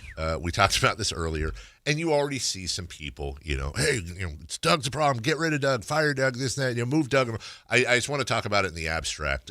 Does logic dictate to you as well that Doug is either the lowest paid, as you reported on his contract, or very close to the lowest paid coach in the NBA? On top of that, it's a 2-year deal with a team option for a third, I believe is what you had said, which matches up, by the way, with the salary levels and seeming plan, this 2-year plan to get out from underwater. So they're all kind of aligned. I can't sit here, nor can you, and guarantee Doug's got a 2-year no-cut deal, but at least this year, I would imagine he's pretty damn safe, because if for no other reason, it just wouldn't make any sense to – what the hell are you getting out of bringing somebody else in here that's going to – or Mike Woodson that's going to cost more money? Am I reading that right, or do you have a different read on Doug and his future? I think you are. Okay. But, again, this is just me reacting to the events of the past week. I think from a human level, and meaning the humans who, are responsible for deciding whether or not Doug stays or goes, like, it just feels a little bit like, man, everybody knew this was going to be hard. Yeah. You don't need to make it harder. Yeah. I'm just, again, that's just me. No one's saying that to, that's just me. It just like, it's a little exhausting. Like if you can't do this every night. And maybe that's just my own personality. I mean, I get annoyed when JJ Redick goes kind of emo and goes, kind of a little extra in game 16 or whatever. It's part of coaching. Intensity can inspire, but it's also a marathon. And so the only scenario where I would wonder if that dynamic changes at all is that, like you said, the contract makes it pretty easy to move on if you want to. Mm-hmm. And, the advantage might just literally be like people's experience. If this trend continues, they keep losing. And if it's every single night, just telling everybody how, here's why you don't even deserve to be playing basketball in Sacramento. That's where I would recommend, like, find the little wins, find a way to, I know no coaches want to talk silver linings and moral victories. That's not what they do. But there's just a certain reality to the state of affairs here that he had nothing to do with from a roster standpoint. He's trying to do the best he can with this group. That kind of energy, I think, would be, wiser from a self-preservation standpoint. You mentioned Mike Woodson. I mean, around the league, when people talk about this topic, that is certainly the most obvious.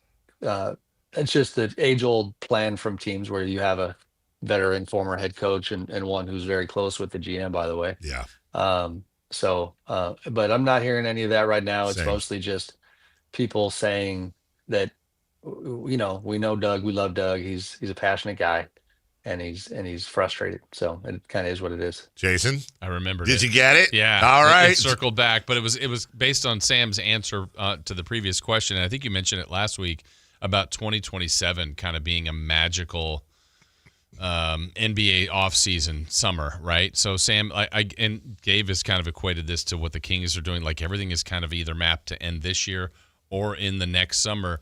What is it about 2027 that the league is kind of lining up for, and maybe the Kings too, seemingly to have some freedoms financially to attack that summer? I don't have my notes in front of me. I'm not going to sell this very well, Jay. I mean, Giannis is the most obvious one, but I mean, the Kings are not going to be aggregate it. Sam aggregate says Giannis will there be a we king. go. Yes. Yes. Sorry, go ahead, Sam. Sorry. Oh, by the way, like Dave reported, Nico Harrison's going to help the Kings. Okay, fair play. Thank you. Please that answer was a joke, aggregators. That was a joke, aggregators. You freaking mental midgets. Mental, absolutely. Yeah. Go ahead. Yeah, I mean, Joker is also up that summer. He has chosen not to sign his extension. It's actually fairly analogous to the De'Aaron Fox dynamic on the front end, meaning that financially, remember when he turned down that extension because it made no sense money-wise to take it. Now, what the Fox situation did kind of remind us is that things can change quickly, because it went from, oh no, this is just for money reasons, to, yeah, I think I might want out of here.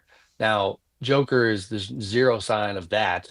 But going into this year, Nuggets people would get annoyed with me for writing about how Jokic was up in 27.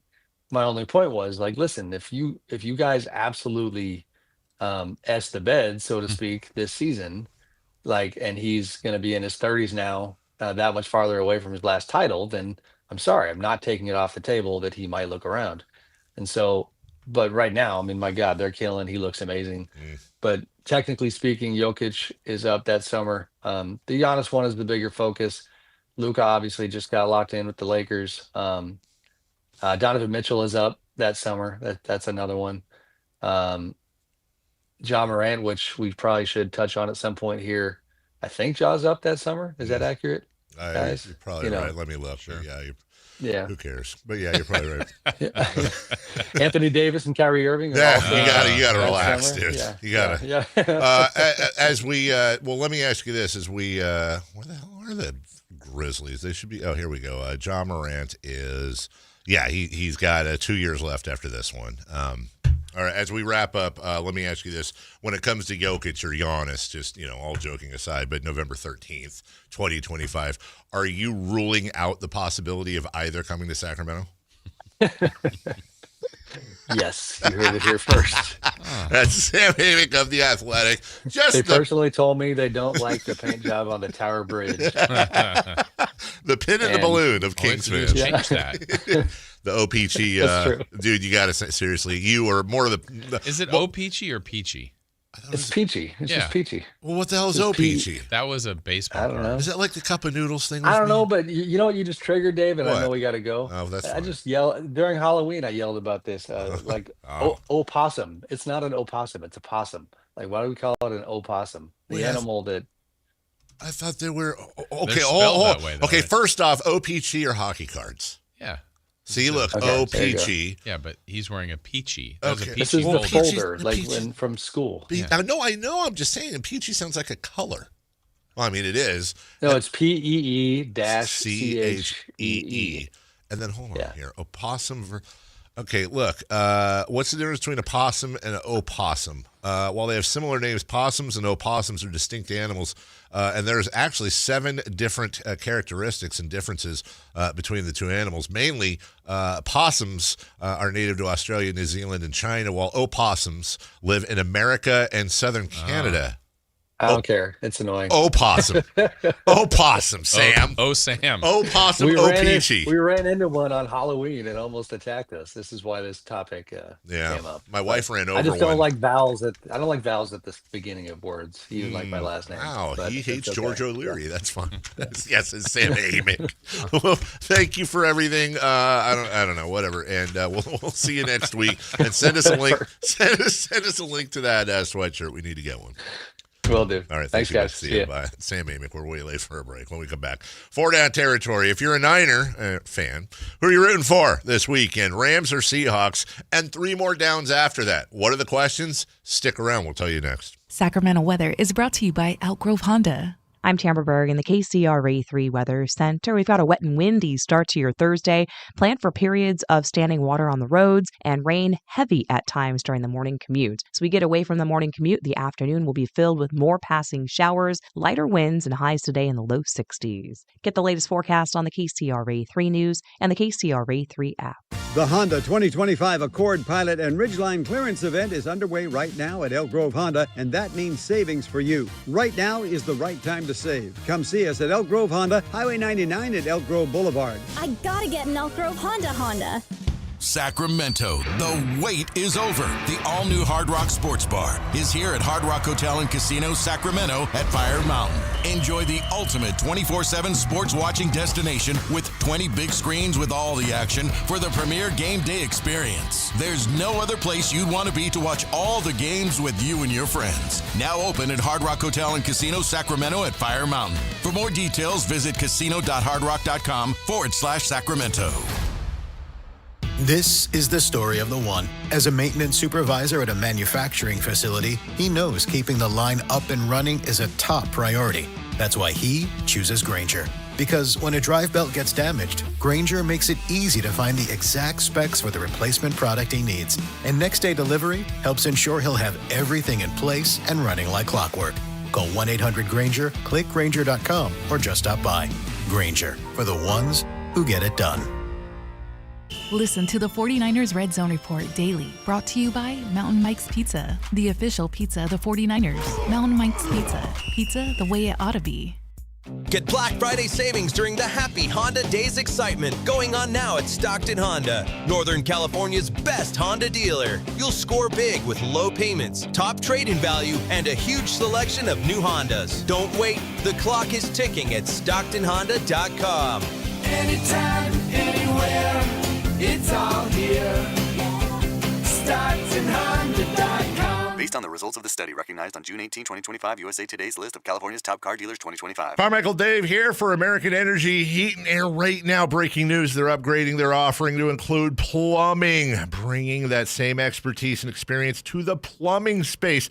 They're no longer just heat and air. They're now your American Energy home pros. You hear me talk about them as your second opinion partner. Now you can still get second opinions on any HVAC service or replacement, and now you can get a second opinion on any of your plumbing services. They'll come out to your house for free, and they'll give you a second opinion and almost certainly save you money. Oh, but wait, there's more. With winter coming up, how about a free furnace special? With full system installation, you're getting a free furnace, not a discounted furnace, a free furnace, and up to $4,000 in rebates while that funding lasts. So get there right now, 916-520-9990. That's 916-520-9990 or AmericanEnergyAir.com. American Energy, making the uncomfortable comfortable. Guys, it's time to know your numbers and what they mean. And right now, Revive Men's Health is offering a $400 comprehensive wellness panel for just $99. Free if you start treatment. Offer ends November 30th. Book today at ReviveMen'sHealth.com. Must medically qualify. Terms apply. Contact us for full offer details.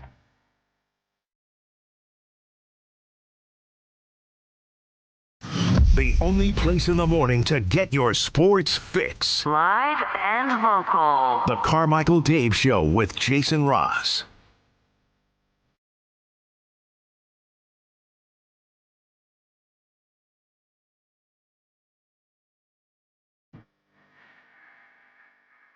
David, are you here? Can you hear me?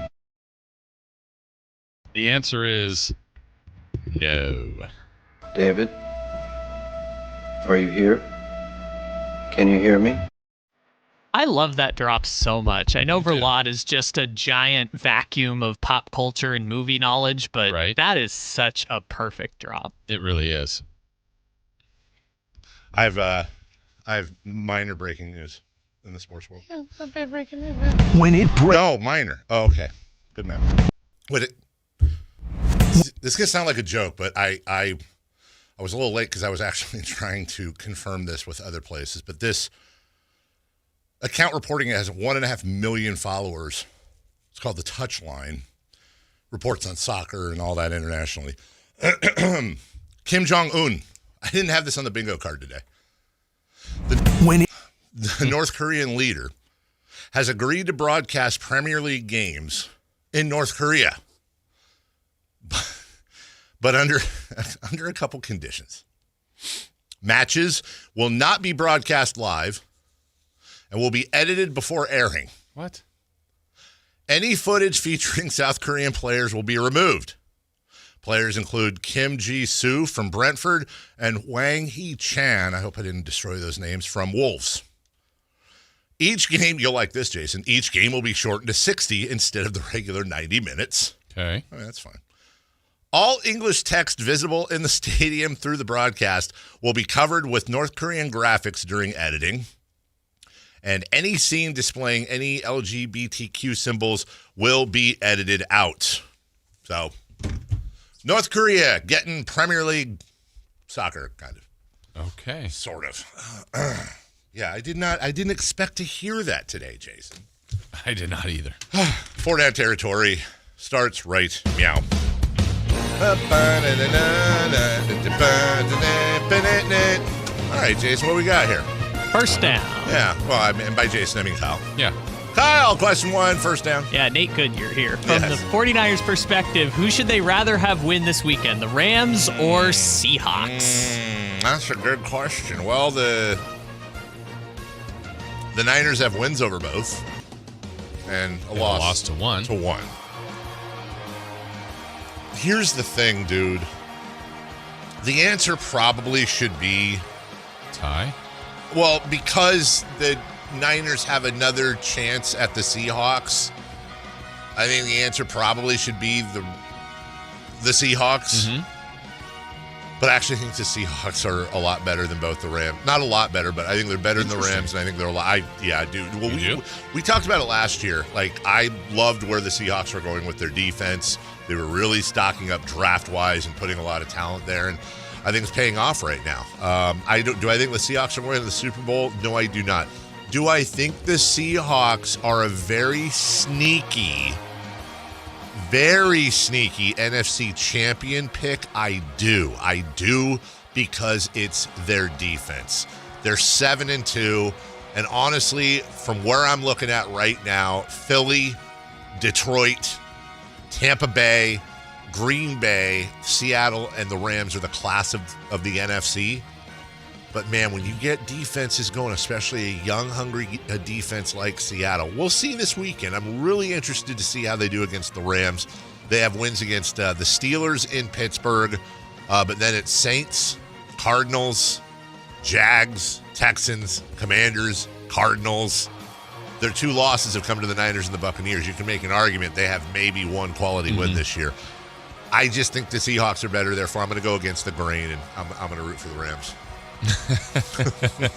I'm taking your first part of your, like, because they play Seattle again. Yeah. I think that's where you can have a sweep of them and have, the tiebreaker if you eventually get into one with them. So I think that's who I think the Niners fans should root for, but probably a tie. Yeah. Go for the tie.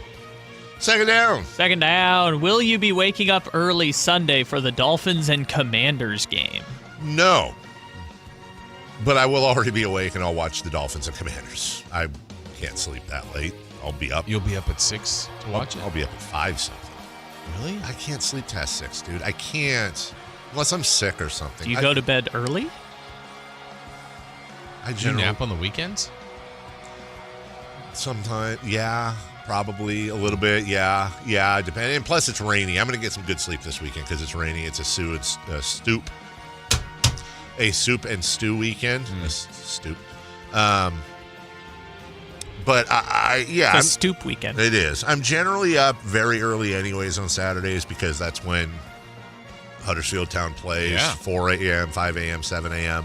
I'll be up. I'll be watching Premier League soccer. I'll have football on the other one. And plus, it's also before everybody wakes up. It's quiet.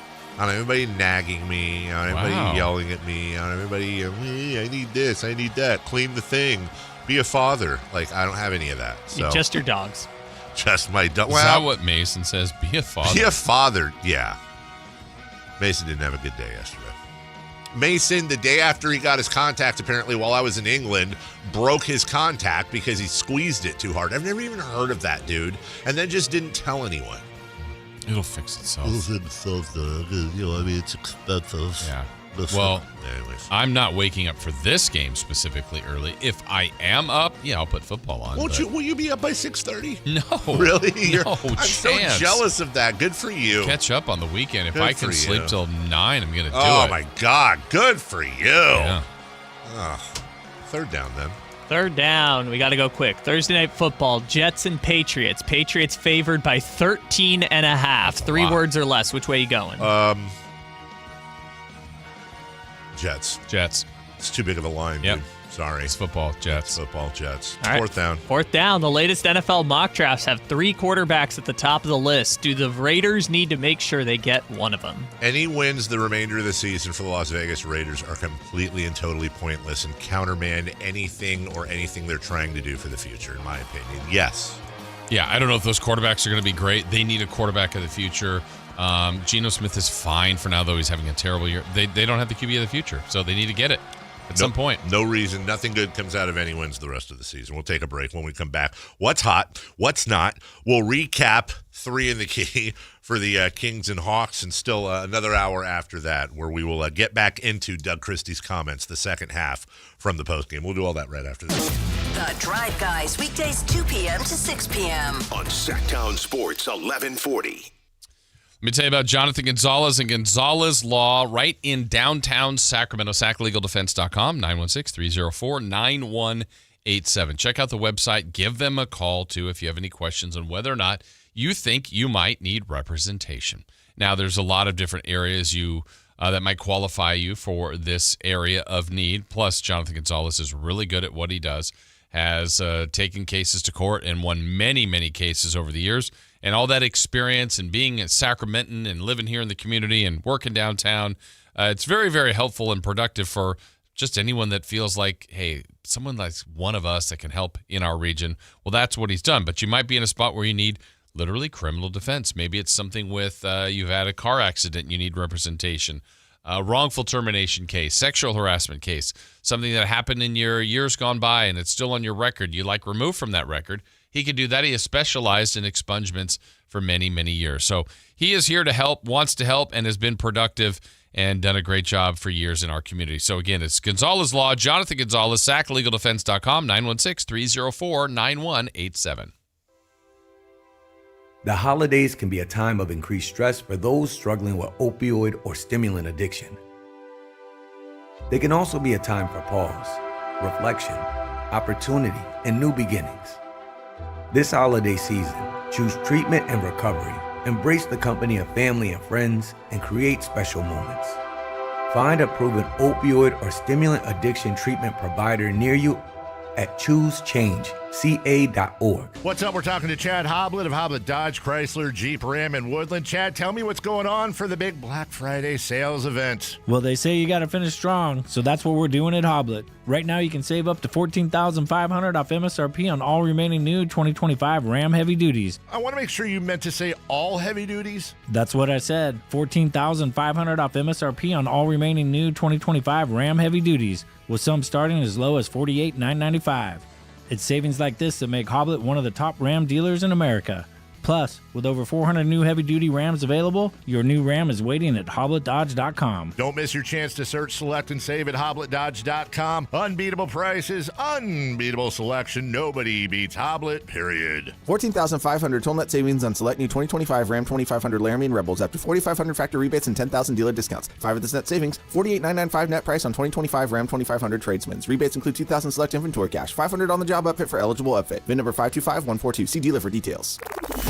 Sacramento, the stages are heating up, and Sactown Sports has your tickets to the biggest live shows coming your way. Kick things off with hometown favorite Tyler Rich, bringing that California country sound to Ace of Spades on November 22nd. Then crank it up with Spike and the Gimme Gimmes, the punk rock supergroup that knows how to throw a party, November 29th, also at Ace of Spades. Need a laugh? Don't miss comedy legend Mike Epps, live December 5th at Hard Rock Live Sacramento. He's guaranteed to have you rolling. And keep the music going with rising country star Larry Fleet, December 6th at Ace of Spades. Smooth vocals, killer songs, and all the good vibes. Then mark your calendar for Brooks and Dunn, April 25th, 2026 at the Nugget Casino Resort in Reno.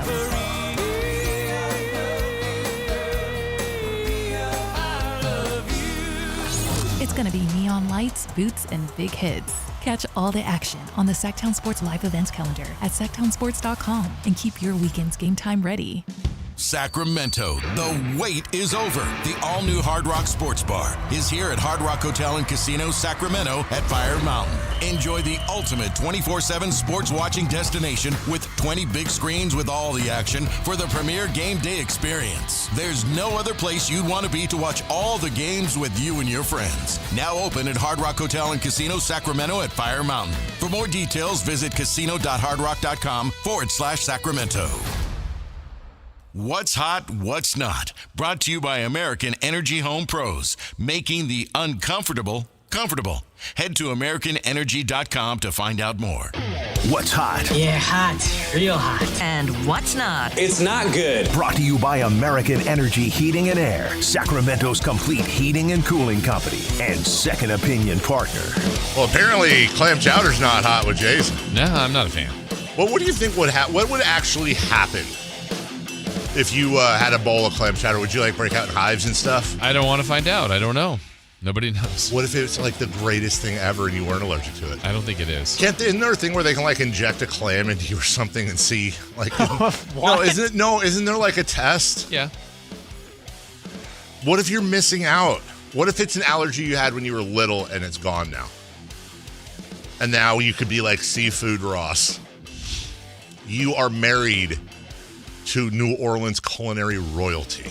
That cooks a lot of seafood. Lot of seafood. What if you're like, oh yeah, I'm good now. Yeah. Give me the crab cakes. I don't know. I feel like it's a pretty hidden, not secret. It's they know it, but like, for example, gumbo. Yeah. The family serves is so good. Yeah. And it's filled with seafood. But, we'll make some separate for Jason. And like, sorry, we just gave you this little pot. Well, like the little pot is never little. And two, it's like for me. Yeah. While that everyone else true. has the beast of a pot for 30 people. And I'm like, you get your own 5-star pretty nice. You know what? Yeah. You sold me. Sorry for your allergies. Yeah. Who's hot? Who's hot? Yeah. How about the Big Honey, Nikola Jokic? Is that his name? The Big Honey? Yeah, that's his nickname. You guys never heard that? At 8:48 today, is that real? Is this one of those basketball reference things? No, people used to call him the Big Honey. I mean, they don't do it as much anymore. But on Basketball Reference, his official nicknames are Joker, Big Honey, Cookie Monster, Yoki, which I think is a Serbian thing, and Big Tipper. Does he tips the basketball? Big Honey? Big Honey. Yeah. I'm not. It sounds like something you get on Twitter. No, that's a real thing. They've called him that for years. Okay. Did I tell you I actually will for a fact? Remember the other day you said how many games you're going to attend this year? And I said, nobody knows. I'm actually for a fact attending for sure at least one Kings game this year. And I can give you 29 guesses. I think it might, well, I'm giving you a little bit of a hint, but it might take 25. So. Toronto. Nope. Charlotte. Nope. I will be attending the Friday, January 16th Kings game. Wizards. Wow, that's pretty good, dude. I know the schedule. Versus, you do. Well, you nailed it? Yeah, I'm going to the Wizards game for the dumbest reason in history. You're a wizard, David. In what I believe is the second season of The West Wing, Martin Sheen's character, President Josiah Bartlett, is playing a 5-on-5, 4-on-4 half-court game out in front of the White House with some of his staffers. And President Bartlett's team is losing. And all of a sudden, it's only allowed to be people on White House staff. He says, sub, and he calls over a guy who's about 6'8", 6'9", who is definitely not a staffer, but the president says he's actually on my health and fitness council. So he's cheating, basically, right? One of the staffers then says, I'm just kind of curious, did you play any college ball? Guy's like, yeah, I played a little bit. Yeah, where? And he goes, Duke. And so they freak out, right?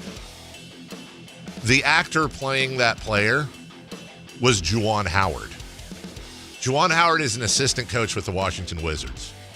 For about a For about 20 years now, I have wanted to ask him, dude, how did you let them say you were from Duke instead of Michigan?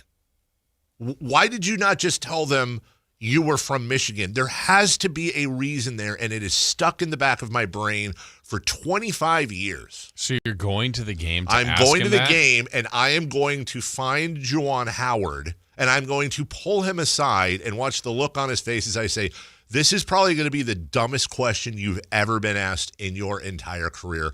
Please bear with me. And then I'm going to ask him. No security, no microphone, no recording. You could just go and then leave. I probably will. I probably will. My job is done here. I'm going to go into the coach's lunchroom or whatever it is beforehand and be like, hey, Juwan, got a question.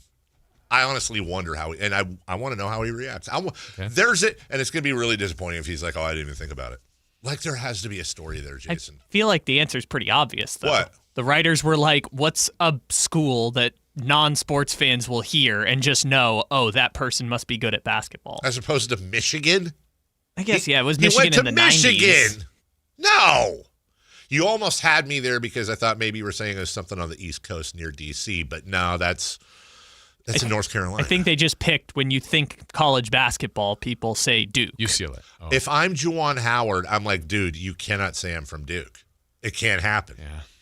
I played at Michigan, Fab Five. Chris Webber, Ray Jackson, Jalen Rose. One more. Oh, it's the other one. What is your favorite professional team in the NBA? The Kings. Oh, it's not Stacey King. It's come on, dude. I know this because Ray Jackson's actually tougher than this guy to get. What is son of a the biscuit? common name of current late night TV hosts? Conan. King. Jimmy King. God, I'm so embarrassed, dude. I know that. Well, who's not? Well, I guess Jokic is hot, 36 points, 15 rebounds. He's good. just very good. Yeah. Anyways, who's not? Sacramento Kings. Wah, wah. The Kings scored 12 points in the second quarter yesterday. Oh, that's not good. The last time the Kings scored 12 or fewer points in a second quarter of an NBA regular season basketball game, November 28th, 2017, when they scored 11 points against the Milwaukee Bucks. Either of you want to guess who was in the starting five that night for the Sacramento Kings? 2017? November 28th, 2017. De'Aaron Fox? De'Aaron Fox as a rookie is correct. Rudy Gay? No. Willie Cauley-Stein. Willie Cauley-Stein came off the bench for 24 minutes. Jimmy, the North Carolina. Buddy Hield.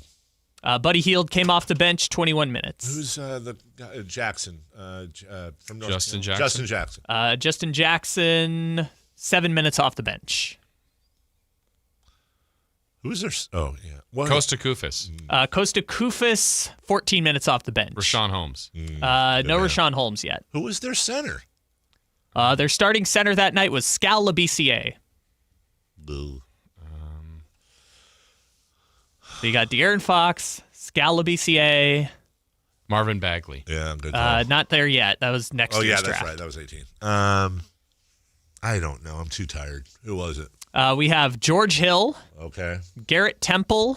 Zach Randolph. Yep, Zach Randolph was the last one. I remember him. Yes. He was big. That was the starting five the last time the Kings scored 12 points or less in a second quarter. They're not hot. They're not hot. All right. Let's recap. They're in the key right now. Oh, boy. I didn't think about this. Atlanta came to Golden One Center last night, and they played basketball. Sort of, kind of, but not really, because the Sacramento Kings forgot to give their all. I was trying to think of what rhymes with embarrassing, and all I could come up with was schlembarrassing. So close. So close. We asked yesterday to Dave, to me, to Kyle, who would be the first King to score and the last King to score. Dave, you said it would be DeRozan and then Ellis. DeMar DeRozan. I said Levine and DeRozan. And then Kyle said Sabonis. Well, the correct answer is Sabonis and Devin Carter. Ooh, Devin Carter, though. Hey, good for Devin His Carter. three-pointer got the Kings to 100. Did you see the one, though, it was early in the game And I felt so bad for him, dude. So Devin Carter hits a corner three, but Keon Ellis set a bad screen, and it went in. I got to think Devin Carter's like, come on, man. I finally made one, dude. Crook.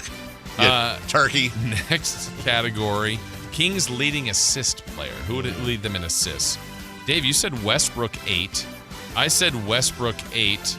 Kyle said Westbrook 8. We said there's no way that's going to be correct. Well, we were correct on that part being incorrect. So we were correct about being incorrect. Yeah. Schroeder and Clifford each had 4. That's not a lot of assisting, but if you put them together, that's one fine Westbrook. Yes, who had 8. So we were right. We were correct. Lastly, the random stat, Davey said there would be a beam lighting. And somewhere, I was at my house. Oh. I got a little tiny beam. You lit it last night? I lit it because the power went out, and I was going around the house looking for food. All right. Power goes out at your house more than anywhere I've ever heard. Yeah, that's why it's the beam. Got a lot of power, dude. Power to the people. I said DeMar DeRozan would hit a buzzer beater to win the game. I think I was really close. You were right, honestly, right. The only thing way you'd have been closer is if you said it was Zach LaVine. Yeah, true. Yeah. And then Kyle said there would be 2 Drew Eubanks alley-oop dunks. Drew Banks. Drew Eubanks took 1 field goal attempt. Was it an alley-oop dunk? No. He did not score. Did he at least make it? No. We were not very good. Well, neither were the Kings, so we all matched up. I don't know. I got Sabonis first basket. I don't know about you guys. Man, nobody knows. We'll take a break. Let's take a break. When we come back, I see JR. JR's on the text line saying, pick up the phone. Oh, you know what? Watch this. I know we got a break question. Hey, JR? Yes? Hey, why don't you go call the other show like you did yesterday? Hey. Thanks. Boom. Got him. What? Yeah. Did you hear that? Yesterday. On a competing show. Wow. Yeah. Dave's always listening. No, I heard it from somebody that told me I definitely wasn't listening on the way home. We'll take a break. When we come back, Kings, just kidding, JR. Kings postgame, Kings Hawks. We'll finish the Doug Christie conversation that he had after the game. We got about 6 minutes left of that. We'll also, if we have time, hear from Russ Westbrook. We'll do that after this. Tomorrow night, Kings and Timberwolves. Game night with Scott Marsh and the high flyer Henry Turner. Starts at 3:30 with tip-off at 5. Listen to your Sacramento Kings. On the official home of Kings basketball, Sactown Sports 1140. This is the story of the one. As a safety manager at a manufacturing plant, he does everything he can to keep his coworkers safe. From finding ways to reduce risks to keeping safety supplies in stock. And for that, he relies on Grainger. Grainger offers a broad range of quality products and next-day delivery, so he can always play it safe. Call 1-800-GRAINGER, click Grainger.com, or just stop by. Grainger, for the ones who get it done. Just announced, Stockton Honda has been named #1 of California's best car dealers in 2025 by USA Today and Statista. This prestigious award is based on thousands of customer reviews and recommendations, ranking dealerships for service, value, and satisfaction. Out of hundreds evaluated, Stockton Honda is proud to be #1, recognized for all-around excellence and commitment to our customers. Visit Stockton Honda, where reputation meets the road. Anytime, anywhere, it's all here. StocktonHonda.com. If you've been diagnosed with moderate to severe plaque psoriasis, this is what it sounds like to be 1,000,000 miles away. Imagine being 1,000,000 miles away.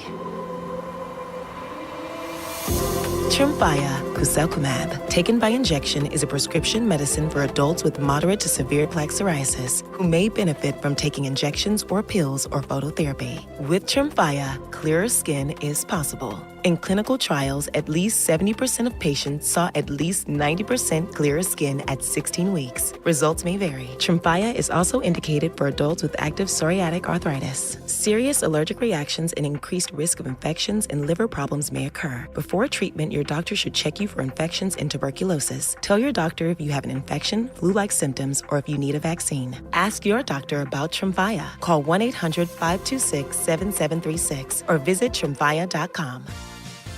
Savings abound at Elk Grove Honda during the Honda clearance event underway now. This is your final chance to drive home in a new 2025 Honda Accord, Pilot, or Ridgeline at Elk Grove Honda clearance prices. Right now is the right time to save, and if you're looking for pre-owned Hondas, Elk Grove Honda has a huge inventory. Visit the Elk Grove Honda 2025 Accord, Pilot, or Ridgeline clearance sale at Elk Grove Honda in the Elk Grove Auto Mall, Highway 99 at Elk Grove Boulevard.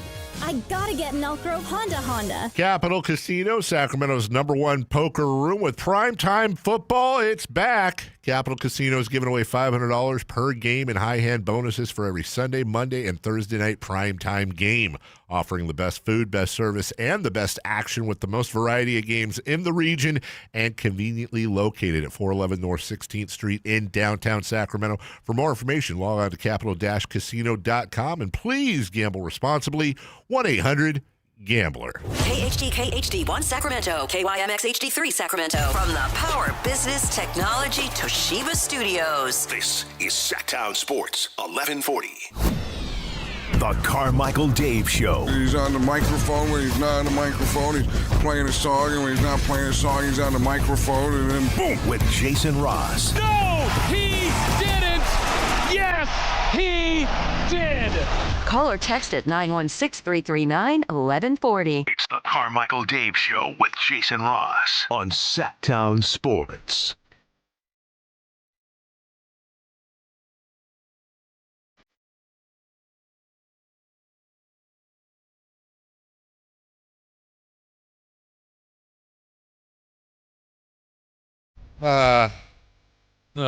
Whitey Gleason, afternoon host. Yeah. During the break, this is actually kind of ironic. By far the oldest person at the station using AI. You see, old people, sometimes naggy and a little bit in your ear about, hey, why aren't you a man? That's my dad. They can be useful as well.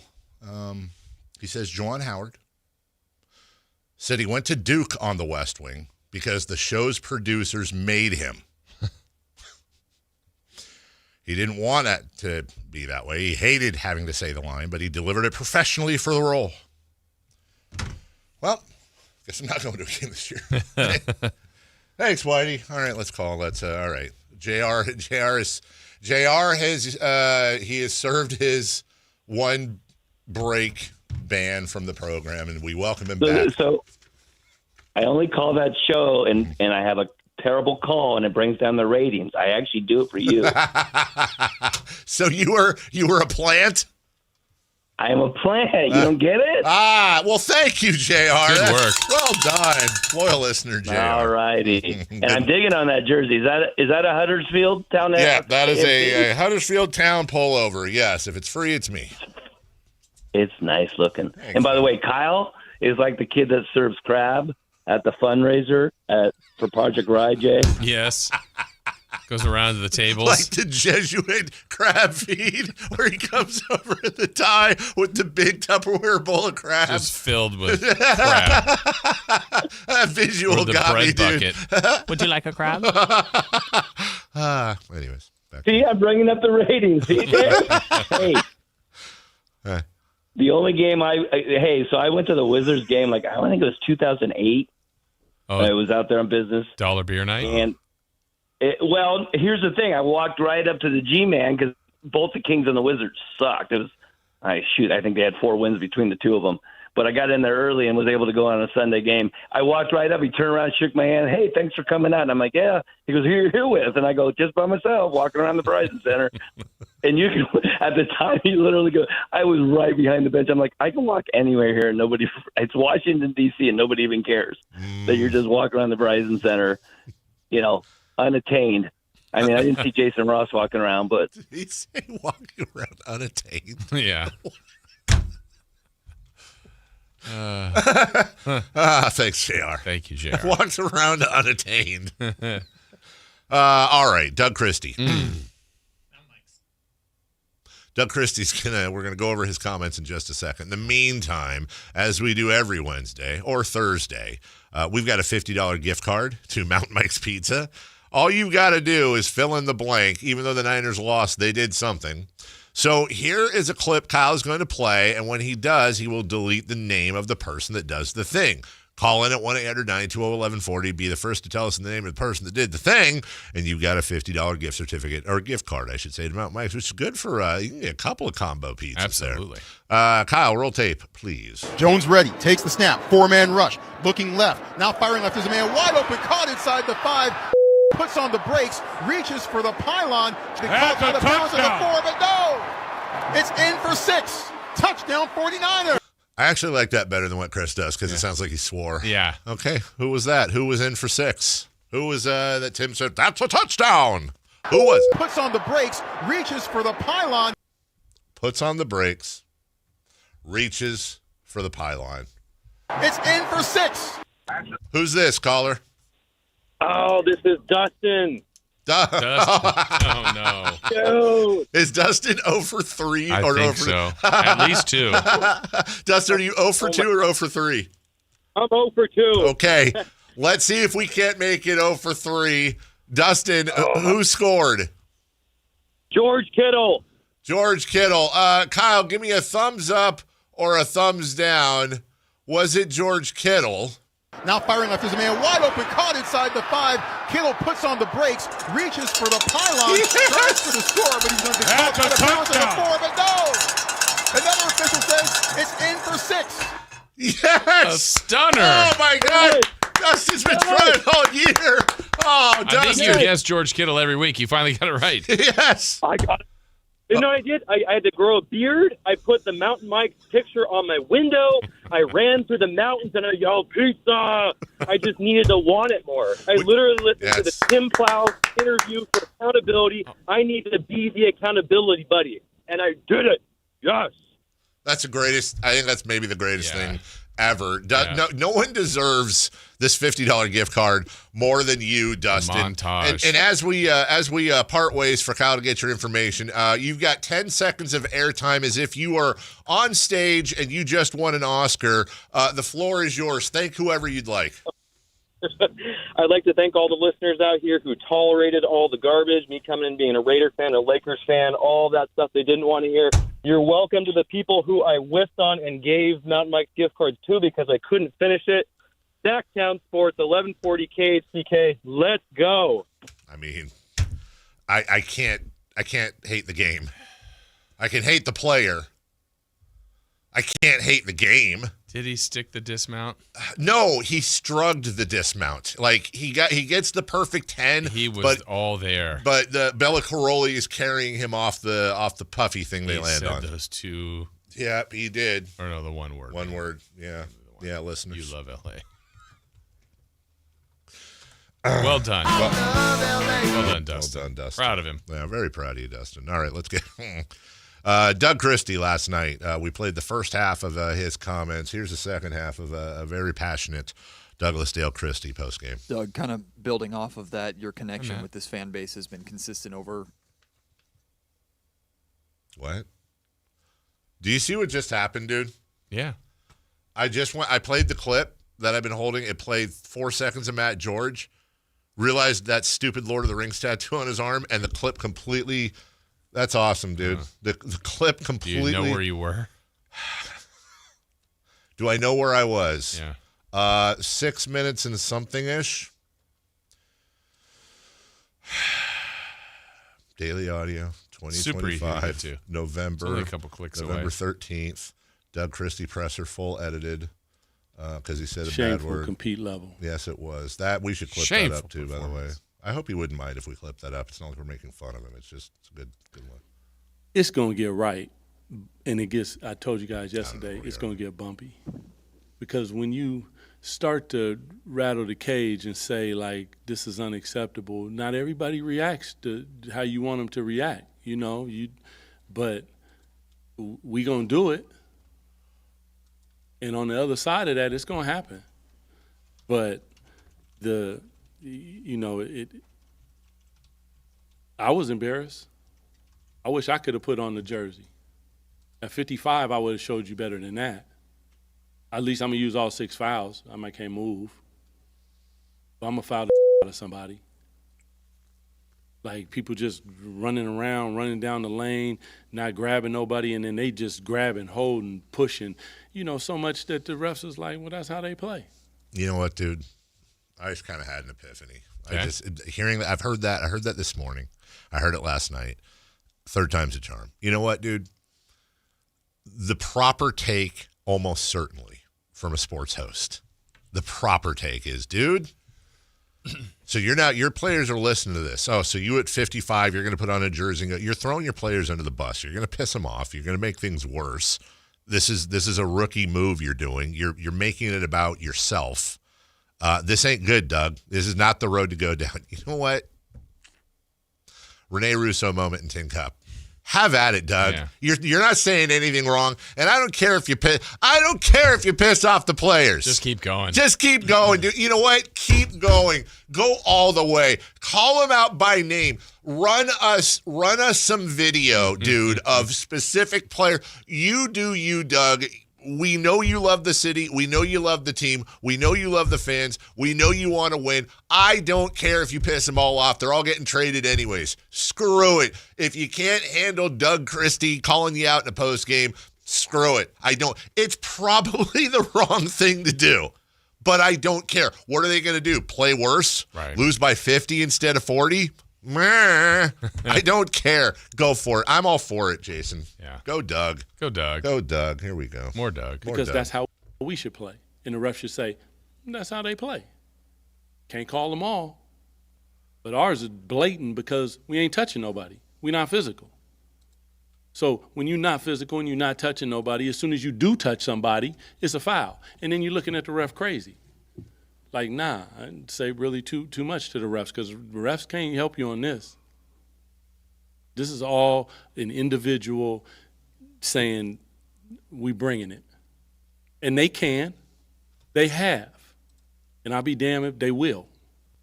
Doug, you have a locker room with several established veterans and leaders. Yes. How would you like them to respond or lead and step up in this I would time? like them to lead because you said veterans and leaders. So they need to lead. Just body blow, body blow, body blow. Screw it. Just screw it. You get him, Doug. Get him, Doug. Don't care. I know I'm probably wrong. I know this is a bad way to go. I know that they're going to get angry probably, and agents will be. Everything I said earlier, but at this point, I don't care. Like, what do I care? I don't. What again? What are they going to do? Lose by 50 instead of 40 square? At least we have awesome press conferences, and Doug is just like, yeah, dude, ain't happening. Screw it. Sack proud. Because we got young players in there watching this, and I'm going to text every one of them young players. That's not acceptable. Do not even think about even trying to equate that is okay. Do not do it. I will not let you do that because that ain't cool. No. So they need to lead. What do you want for your team? What do you want for this city? If you want something more than what that was, because that was trash, then lead them. Talk to them. Demonstrate for them. Go out there and show them. Like, listen, maybe you only got 10 minutes of, like, man, put it down. Well, if that's what you got, then that's what you give. Not floating for 30 and playing for 10. Play the game. The game is to be respected. There's a way to play this game. That ain't it. Hats off to Atlanta because they played the right way. Doug. Also, you know how much of an outpost Sacramento is, how irrelevant the Kings are in the grand landscape.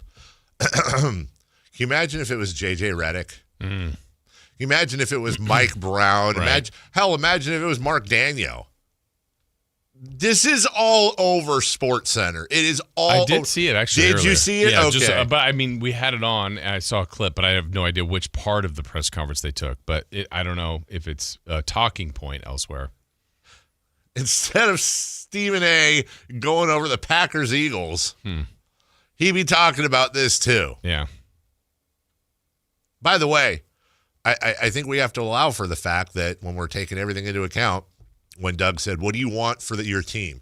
What do you want for the city? What do you want for the fans? Which are all incredibly valid questions. one or more of the players in there, their answer may very well be, I want a plane ticket. I want to leave. I don't want to be a part of this. Yeah. I don't want to lose every night. This team sucks. Everything's toxic and lame or whatever. You're yelling at me. I would like to go somewhere, please. And it's kind of I'm going to flip it around on Kings fans right now. It's kind of a place where you wish they all had Rich Paul as their agent. Because Rich Paul will create a trade market. Right, He'll be like, look, just trade for him, please. Give them something. And then, like, down the road, I'll help you with, like, a different client. Like, can you just... Yeah. Rich Paul would make them all tradable. Fortunately, it's not the world we live in. Here's more Doug. Just to reiterate, your connection with the city and these fans is obviously well known. And is that Jason Anderson? Yeah, that's a good question. Okay, here, let me back up. And Doug even says it. What? Doug even says it. All right. Here and show them, like, listen, maybe you're voting for 30. There's a waiting. Sorry. Just to reiterate, your connection with the city and these fans is obviously well known, and your passion, for the team, the organization. How do you get the guys back there to care and want this as much as you do? It's an interesting question, Jason, which you usually come up with some good ones. Doug, what is your team saying to you? Hold on. Was that James? Uh-huh. Hey, James. Yeah. Calm down. Yeah. He's thinking. I actually think Doug says a lot with that pause. Yeah. I think Doug says a lot with that pause. Let me go back. To Atlanta because they played the right way. Why would I go back too far? Doug, what is your team saying to you? Hold on. I wasn't done with Jason. I was thinking because he has one of them thought spawning joints that he do. This one is past me, Jason. This is about you. I know what I feel. I know what time I get up. I know what time I put into this. I know how serious I am about my job. I know what I want for them. And I even take it a step further and say, I know what the organization wants. But you got to want that as an individual. Individually, when you look in the mirror. And then after that, then you go collective. And right now, that's where we run into the problem, is the individual and the collective. Individually, you got to bring it. And then collectively, you got to love on each other. You got to love your brother enough to help him, to talk, to be there, to have extra efforts and multiple efforts on the defensive end of the floor and fly around. Because I'm here to tell you, it's hard. Defense is not for the faint of hearts. That's why everybody don't do it. But if the last thing that I do, we will put a product out there that they like, damn, he did that, and they doing that. It just is how it's going to be. We're not going to accept nothing less. I don't want our fans to accept. To your point, don't accept nothing less. Nah, don't. You don't have to. It's people that actually will do things the right way. Might not be as talented. Oh, sorry, Doug. I'm not trying to be a wise guy here. I really am not. I'm not. I promise. I legit have a question. So I want to go back to what Doug said in pregame the other day. Mm-hmm. When he said the haters and the fakers, and how you or who you are, we're going to get it right. So how do you? I would love to know, honest to God, how do you differ between? Because haters and fakers is I don't know what he's defining that as, but I'm assuming. I mean, I know he was talking about one person in particular, but also I think it was more of a general thing, like he said. Is a hater and a faker somebody who's like, this team isn't good and it's not working, and like, then when he says Kings fans, and I know we're on the radio, but I will define myself as a Kings fan. Right. Like, don't accept that. Well, what's the line? I would like to ask Doug, like, well, what's the line? Can you believe that this team stinks and they're not giving it? He's saying they're not giving the effort. He's saying, so if we say, well, these guys are sucking right now and they're not a good team and it needs to change, Is that hating? Is that just, no, I'm not going to accept it, and this is how I feel? Yeah, I mean, I couldn't even begin to define it, but I don't know if it's like looking for extra. Like, okay, look, last night they lost badly. They didn't have a chance to win.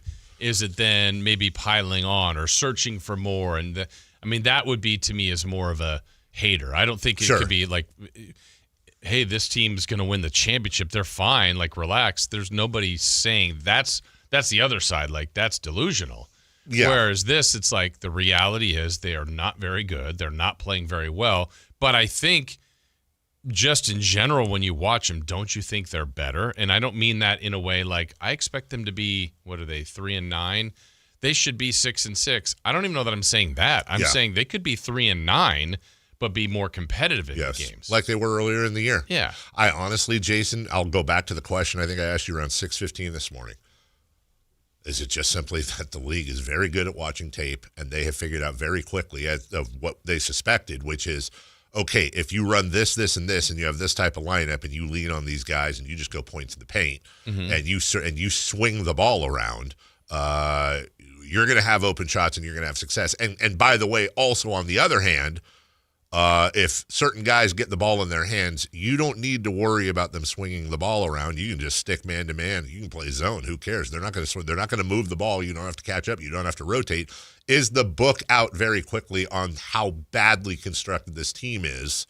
I don't know. I'm just saying I wonder if that's why they've been progressively getting crappier. Yeah, maybe. And, again, now it sounds like the defending of them, which is not my intention here, but they have played the most difficult schedule. Again, this isn't that surprising. I don't even remember the number you gave them in the first 18, but 5-13. Okay, so they're kind of tracking that, maybe even slightly behind at the moment of that. Yeah. But you're not surprised. I'm personally not surprised. They have been a little bit injured in this. Yes. Last night, having 3 guys out, again, not why they lost. Right. But I'm going to say what I said earlier. It just, they don't have a lot of room for error.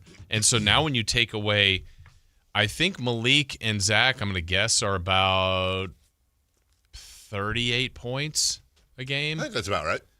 And when I'm factoring Keegan, look, again, you can't just say, oh, give them 38 points and they win that game. No, they struggled to get 100.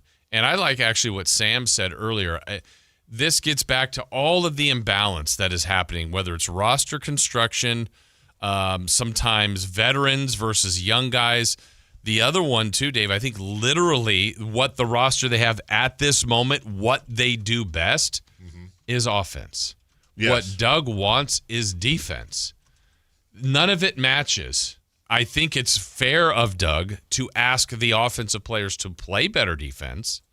Yes. But they're not great defenders or haven't shown that they are. They're not. I mean, so, yeah. Again, I think Zach LaVine said it. He's like, they don't ask Rudy Gobert to score 30. They don't. But he might get 16 on 8 of 8 because he played. Didn't he that night? Wasn't he in the 20s or something? Something like that. Said that, so, yeah.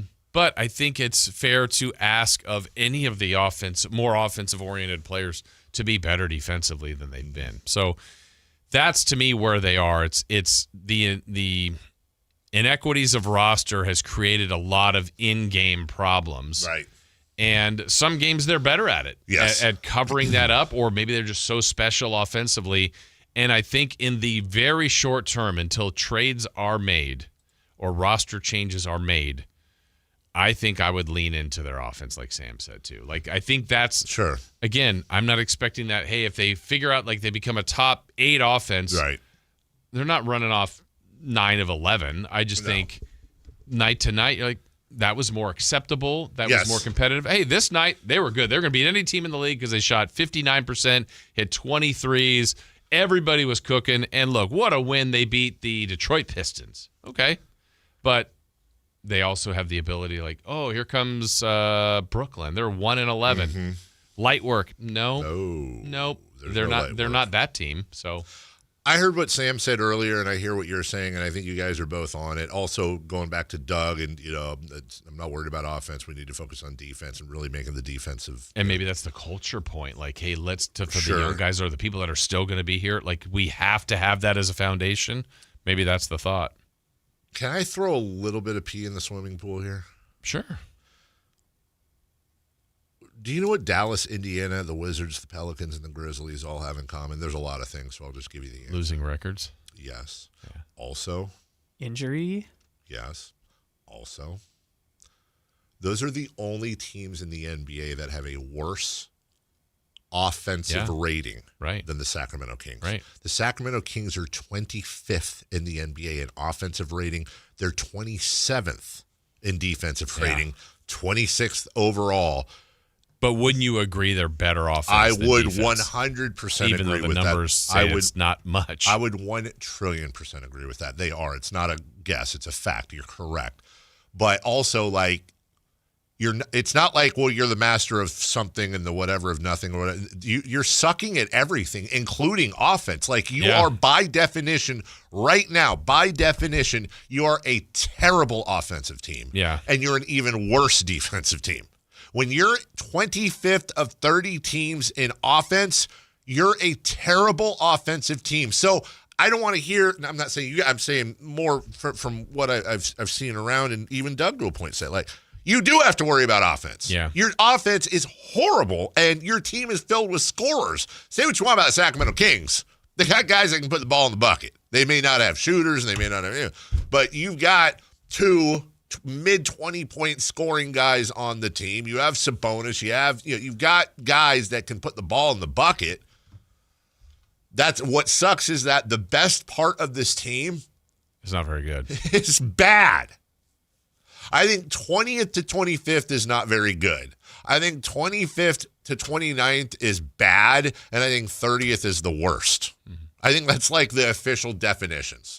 So they are a bad offensive team and a bad defensive team. But those jerseys actually are pretty dope. I like those. I like those jerseys last night. And the court. Looked good. Yeah, well done to Ryan and everybody over there that worked so hard on that. We'll take a break. When we come back, What's on Deck, brought to you by Trucks, Decking, and Railing. Week 11. Can you believe it? A little bit of basketball as well. We'll do that next.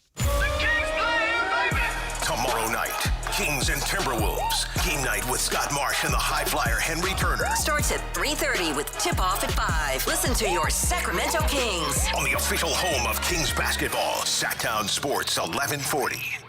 We all hear the radio ads about the IRS. They tell you to be afraid, to be scared, and they try to frighten you into calling. I'm not here to do that. Tax Relief Advocates is different. TRA is here to tell you that if you owe money to the IRS, whether it's $5,000, $50,000, or $500,000, we have a solution. It doesn't matter if you're sitting in your car, at work, or with your kids. No matter where you are, call now. 800-575-9861. Don't lose hope. TRA can eliminate or reduce what you owe to the IRS. Generous programs are now available that can give you a fresh start. Our passion is taxes and helping individuals fix their IRS problems. We have over 1,000 5-star reviews on Google and an A+ with the Better Business Bureau. You don't need to be afraid of the IRS any longer. End your tax nightmare today by visiting us online at TRA.com or call 800-575-9861. That's 800-575-9861. Tax Relief Advocates. Real solutions for real people. Hi, I'm Maria, salon owner. You know the jingle. Now discover the facts about Ozempic, a GLP-1. There's only one FDA-approved Ozempic, made by Novo Nordisk. Learn about the real thing. Talk to your healthcare professional today. Call 1-833-OZEMPIC or visit Ozempic.com to view the medication guide and to learn more about Ozempic. Semaglutide injection 0.5, 1, and 2 milligrams.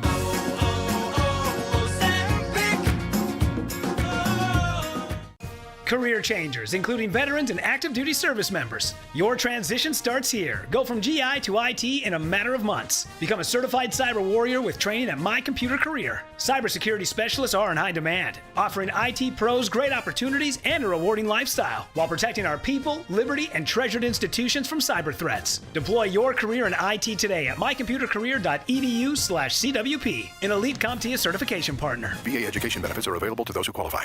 At Elk Grove Honda, not only do we have a great selection of pre-owned cars at very fair prices, but every one of our pre-owned automobiles are treated with kid gloves with a 182-point inspection that covers everything from unibody to tires to brakes and engine filters. Then our cars receive a mobile oil change and fresh fill-up with full synthetic mobile oil. We know you have lots of choices of where to purchase your next car. Come to Elk Grove Honda, home of the 182-point inspection and mobile oil change. We're in the Elk Grove Auto Mall, Highway 99 at Elk Grove Boulevard.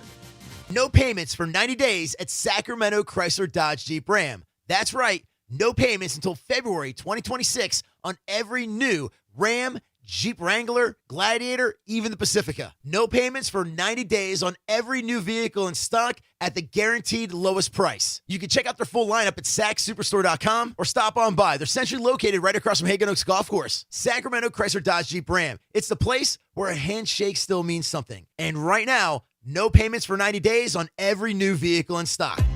If you're 55 or older and into that whole saving money thing, T-Mobile has an exclusive phone and internet bundle just for you.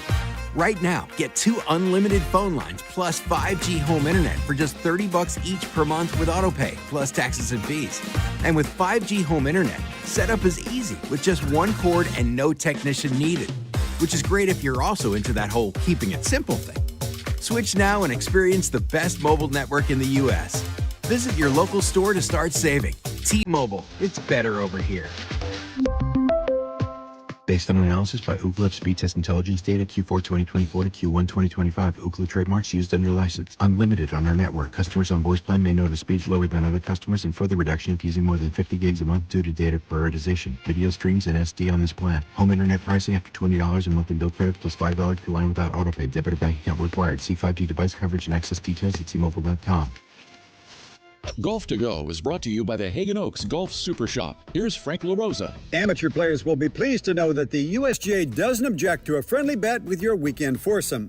Friendly bets include soft drinks after the round, hot dogs at the turn, or even a $2 Nassau, one of the most widely used bets in golf. It takes its name from the Nassau County Country Club of Glen Cove, Long Island, one of the many clubs frequented by the well-to-do in the late 19th century. As the story goes, matches between these clubs were often reported in the local newspapers, sometimes to the embarrassment of wealthy industrialists coming out the loser.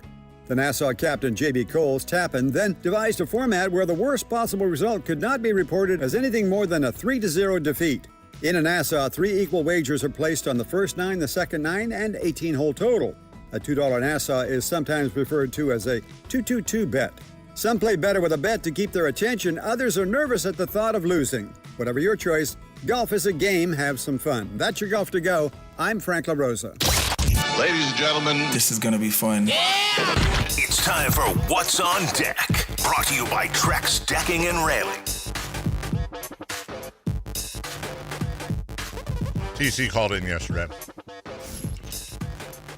He said, I don't know what this is in reference to, but Dave, can you please stop acting like you're the smartest guy and everyone's opinions are facts, or it's just BS if it doesn't align with your thoughts. I don't even know what that means, but I think I get the gist. No, it's not an act, bro.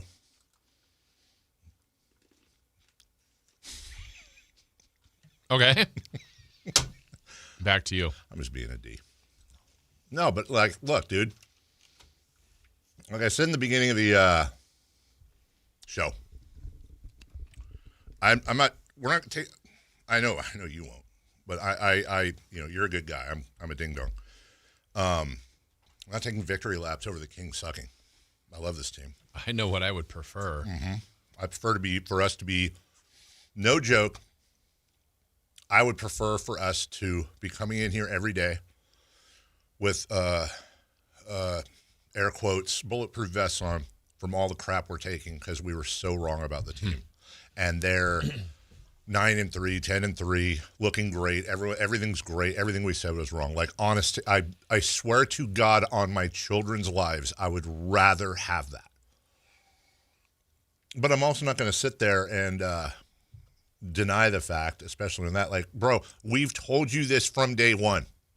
We've been right literally about everything. And by the way, I don't think that's a huge compliment to us. It's having a fairly basic understanding of how basketball works and trying to take emotion and homerism and being a fan out of the thing. And if that and that's dealing with Debbie Downer and the season just hasn't even started yet. And I had one guy that was like, "You're the reason why there's nobody in the seats." Seriously. Bro, we're here to tell you what we think is the truth. And we've been wrong. And we're going to be wrong again on things. Nobody Nobody's undefeated except Jesus and Floyd Mayweather, man. Like, those are the only perfect people when it comes to record. I've never seen them in the same spot. Good point right there. But when you're like that, yeah, I'm gonna tense up a tiny bit. Yeah. Because we've given you the blueprint. We've given you what's going to happen. We told you in advance. Well, we did everything we can in the face of some fans getting upset about negativity. Like, I can't listen to that negativity. Like, give them a chance. Like, come on, why do you hate these guys? It's not about hate. It's not personal. It's nothing. It's our job is to try to be truthful. We are, by the way, we are the flagship station of the Sacramento Kings. We have business relationships with the team. We rely on. We are the ones, if anything, that should be shilling the hell out of this team right now, if you think about it logically. And I will compliment the Kings here very much. You know how many phone calls I've gotten from them in the last 2 weeks pushing back on our coverage?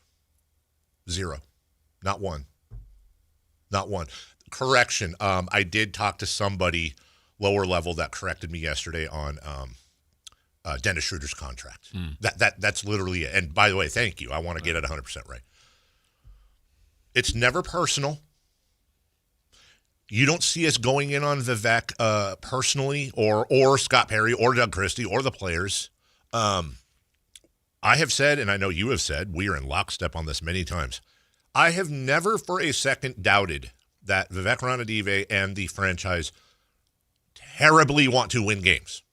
Very much want to win games. And I've always said I very much respect out of Vivek. I know Vivek's taking a ton of grief right now, and I get it. He's a big boy, billionaire, owns a team. This comes to territory. He's there every night. He left in the third quarter the other night, and a lot of people pointed that out. I'm just going to tell you, whatever you want to throw at Vivek, don't throw that at him. He was there all the way to the buzzer last night. That's exactly right. And I know why he left, and that's nothing to trust me on that. Just move past it. It's fine. It wasn't like he was frustrated with the game. But what I love about the Kings when it comes to this, and this wasn't supposed to be the segment, but whatever. Thanks, TC. As long as we are accurate, fair, and not personal, there are a lot of franchises in sports in this country. You have friends in other markets. I have friends in other markets that will actively push back on their partners for, air quotes, negative coverage. We have done nothing but try to be as honest and forthright as possible in what we think this season is going to be, what it won't be, what's to come. And like I said earlier, I'm not going to go around on Twitter and Reddit and all these places that we got killed at times for being negative or whatever, because you don't take victory laps when your favorite team is losing. It's like standing over a casket and telling jokes. It's not cool, man. It's not classy. It's the punch Ali never threw at Liston. But I'm sorry if you're coming for pom-poms and cheerleading and all that, you're not getting that here. Well, I mean, I think there's other in the year, in the season, there's different conversations and talking or topics to talk about. It's whether we do micro, macro, the day-to-day, or the big picture. The day-to-day, let's start with the big picture, is it looks like, by all accounts and what everybody said, it's going to be a tough season. Doug said it's going to be bumpy. We know that. That's the way a season goes. That's right. But I just think the way it's laid out, it lends itself to kind of this overhaul at some point here. We're not there yet, but then inside the day-to-day, there will be games like last night, which were dreadful and awful, and everybody can be down and upset, and that's the reality of it. But you know what? There will be a win here soon, and they'll probably play great, and we'll be like, there'll even be a win streak, Jason. Probably. And on that, it's like, good. They're putting some things together, whatever that means. That's right. But the bigger picture still is they are targeting to clean up some of the contracts to try to get younger, to have future picks. So when there's better days ahead, good for them in the short term. And when there's rough times like they are now, that's right, you endure it. And if you don't want to watch when they lose that bet, I don't blame you. I mean, no, I get it. Totally get it. It's not fun to watch. No, keep listening. But yeah, yeah, I get exactly. But and people that left the game, it's fine. Understand. People that boo, your choice. If you sat there all the way through, that's your choice. If you booed, that's your choice. If You're right. That's fine. But your rights. You have that. And fan the way you fan. And fan the way you fan. That's just kind of the day-to-day. There'll be days that are better. There'll be days that are worse. Mm-hmm. And we're just not to the next target line. And the only things that are certain in life are sunrise, sunset, and there's generally things are not black and white. Yeah. But I will tell you this: from where I stand right now, from where I sit right now on this station, guys, it's going to get a lot worse before it gets better, and that's not good news. But I believe it will get a lot worse. Not a lot worse, but it will. It's not going to get better on the long term for a while. We're in this. How could they get any worse? Well, take a look around you, Ellen. Well, we're at the threshold of hell. Well, tough schedule, some injuries. It will get better in the short term. I promise you, there's going to be a 3-game or more winning streak this year. There will be a time on this show where we're saying, you know what, they're really showing us something this week. It's going to happen short term. And neither of us are going to hate watch these games. And when they win, go, but it doesn't mean anything. No, we're going to enjoy. Like last night, Dennis Schroeder have a game. Hey, Kings look decent in the in the first 5 minutes. But that's just the gist of the show. And if you don't get that, you don't get the show. People who've been here and listened a long time, they understand that. They understand why we do what we do between 6 and 6:24. They understand that we screw around a lot. I'm a goofball. You tolerate it, and I love you for it. But in the end, when it comes down to it, we will be very serious about our coverage, and I think we do a damn good job. And, yeah, I'm going to pat ourselves on the back a little bit when it comes to that because I think we're doing a service to the fan base, and ultimately that's what we're supposed to do. I know the job is ratings, but to me and to you, I think even more importantly, the job is be honest, have a contract with your listeners, and tell them what you believe is the truth, not what you hope happens or you think they want to hear. We'll take a break when we come back. By the way, Jets, Patriots tonight, Thursday Night Football, Raptors, Cavs, Pacers, Suns, Hawks, Jazz. Oh, boy, what a lineup tonight of basketball. Crosstalk, Alan Stiles, Celebrity Birthday, brought to you by Crumble Cookies next. Tomorrow night, Kings and Timberwolves. Game night with Scott Marsh and the high flyer Henry Turner. Starts at 3:30 with tip-off at 5. Listen to your Sacramento Kings. On the official home of Kings basketball, Sactown Sports 1140. Hey, it's Carmichael Dave. I got to tell you, I am so excited to get this decking project started with Trex Decking and Railings. From the first time I stepped foot in the showroom last week, I was so impressed. So many color options. Heat-resistant composite deck. What does that mean? That means I don't have to do any maintenance on it whatsoever. They even have a deck designer, so you can go online and see what your dream deck will look like on your house. Just visit Trex, that's Trex.com to get it started. Tell them Carmichael Dave sent you. Get Black Friday savings during the Happy Honda Days excitement going on now at Stockton Honda, Northern California's best Honda dealer. You'll score big with low payments, top trade-in value, and a huge selection of new Hondas. Don't wait. The clock is ticking at StocktonHonda.com. Anytime, anywhere, it's all here. StocktonHonda.com. Based on the results of the study recognized on June 18, 2025, USA Today's list of California's top car dealers 2025. When you bundle renters and auto with Progressive, you can save while protecting your most valuable possessions. Like your really expensive limited edition sneakers and your new suit for your cousin's wedding. Except you never actually bought the suit because you can't stop buying sneakers. So you show up to the wedding looking like you're going grocery shopping. But hey, at least your sneakers will look good in the pictures. Until you're cropped out of every last one of them. So go ahead and get Progressive so you can save while protecting the things that matter to you. Progressive Casualty Insurance Company and affiliates and other insurers. Not available in all states or situations. How do you stay humble when you're America's #1 wiper blade? That's what we're currently dealing with at Rain-X. Is it even possible to humble brag when you bully Mother Nature like we do? Do we sound too conceited if we keep repeating how Rain-X is the #1 brand of wiper blades in America? No, we'll take a lesson from our wipers and just keep doing our job with humility. As America's #1 wiper blade. Rain-X. Outsmart the elements. Whoa, whoa, whoa. More fiber? What? Down here, buddy. It's me, your spoon. Constipation with belly pain still coming back. Yeah. Talk to your doctor. It could be irritable bowel syndrome with constipation, or IBS-C, but Linzess could help you get ahead of it.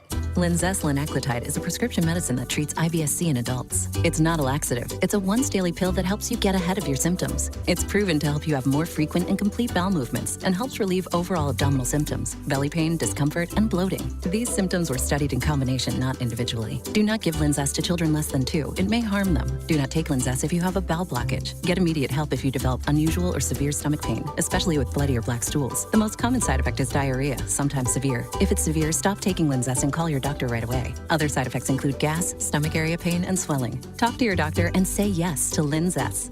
Learn more at linzess.com or call 1-800-LINZESS. Around here, Maverick is more than a name. It's who we are. My dad climbed power poles for a living, and he taught me to keep homes running when it gets cold. This November, donate 5 canned foods to our holiday food drive and choose a furnace tune-up or an electrical safety check. We'll collect your cans at the appointment and keep your heat comfy and your lights steady. So the only thing whistling is the kettle, not your ductwork. Visit callamaverick.com. Limited November appointments. Some restrictions may apply. Carmichael Dave here for American Energy Heat and Air right now. Breaking news, they're upgrading their offering to include plumbing, bringing that same expertise and experience to the plumbing space. They're no longer just heat and air. They're now your American Energy Home Pros. You hear me talk about them as your second opinion partner. Now you can still get second opinions on any HVAC service or replacement, and now you can get a second opinion on any of your plumbing services. They'll come out to your house for free, and they'll give you a second opinion and almost certainly save you money. Oh, but wait, there's more. With winter coming up, how about a free furnace special? With full system installation, you're getting a free furnace, not a discounted furnace, a free furnace, and up to $4,000 in rebates while that funding lasts. So get there right now, 916-520-9990. That's 916-520-9990 or AmericanEnergyAir.com. American Energy, making the uncomfortable comfortable. Sacramento, the wait is over. The all-new Hard Rock Sports Bar is here at Hard Rock Hotel and Casino Sacramento at Fire Mountain. Enjoy the ultimate 24/7 sports watching destination with 20 big screens with all the action for the premier game day experience. There's no other place you'd want to be to watch all the games with you and your friends. Now open at Hard Rock Hotel and Casino Sacramento at Fire Mountain. For more details, visit casino.hardrock.com/Sacramento.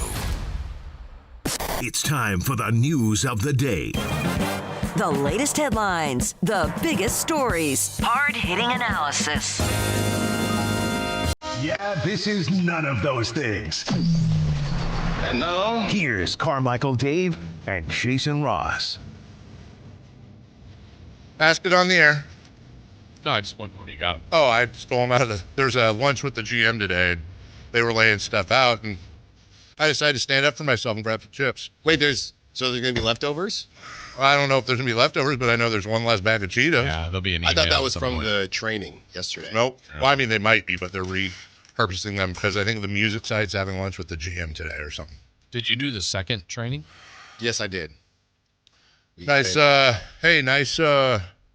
the way, before we get started, saw your pretty face on the NBA TV stuff yesterday. Yeah, it was great. You know, the Wi-Fi in here kind of had me tripped up early, but we powered through and said some good stuff. Gotcha. I thought you did a great job, personally. So, well done. Way to represent the station. You did work. Now, hold on. Let me see that again. What are you looking at my text for? I don't see... Oh, that was the phone call. Sorry. I don't have that. There was a follow-up call. Anyways, you did well.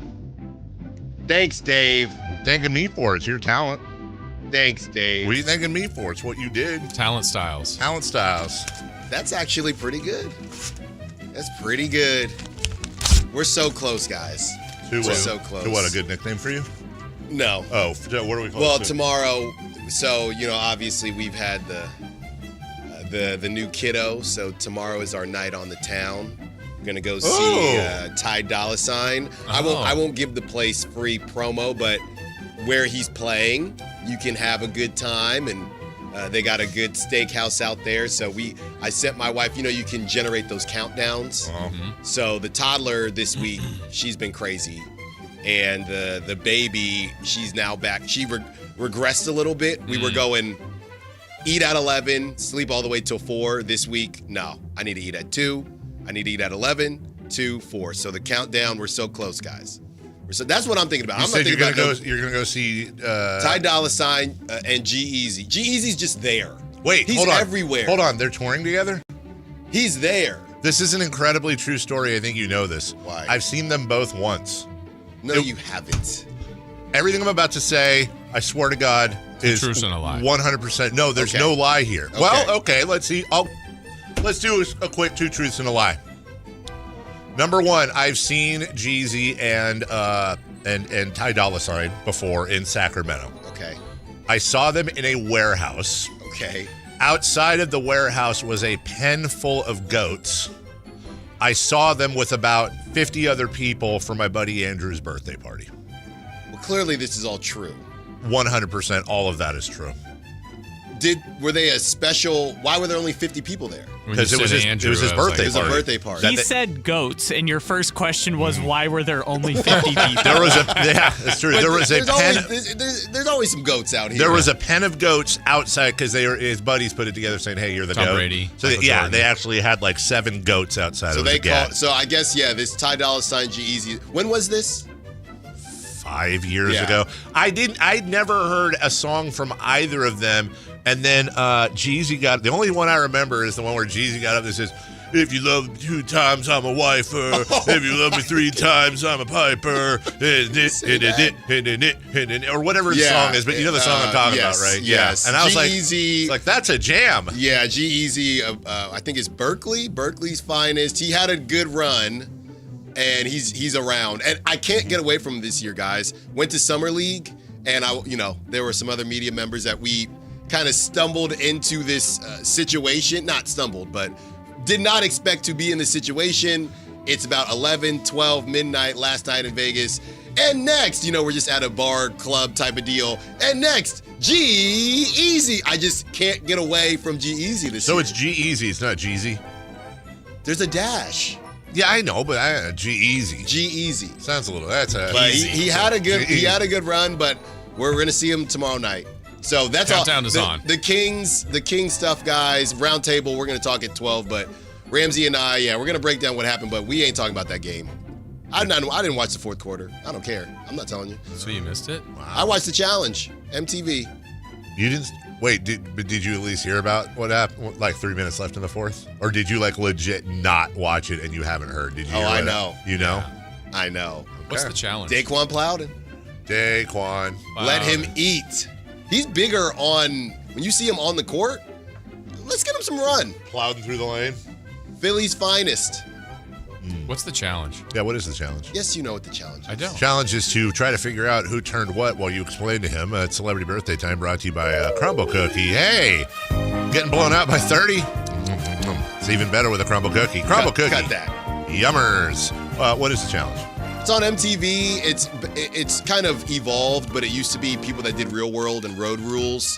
They would come together to compete for money.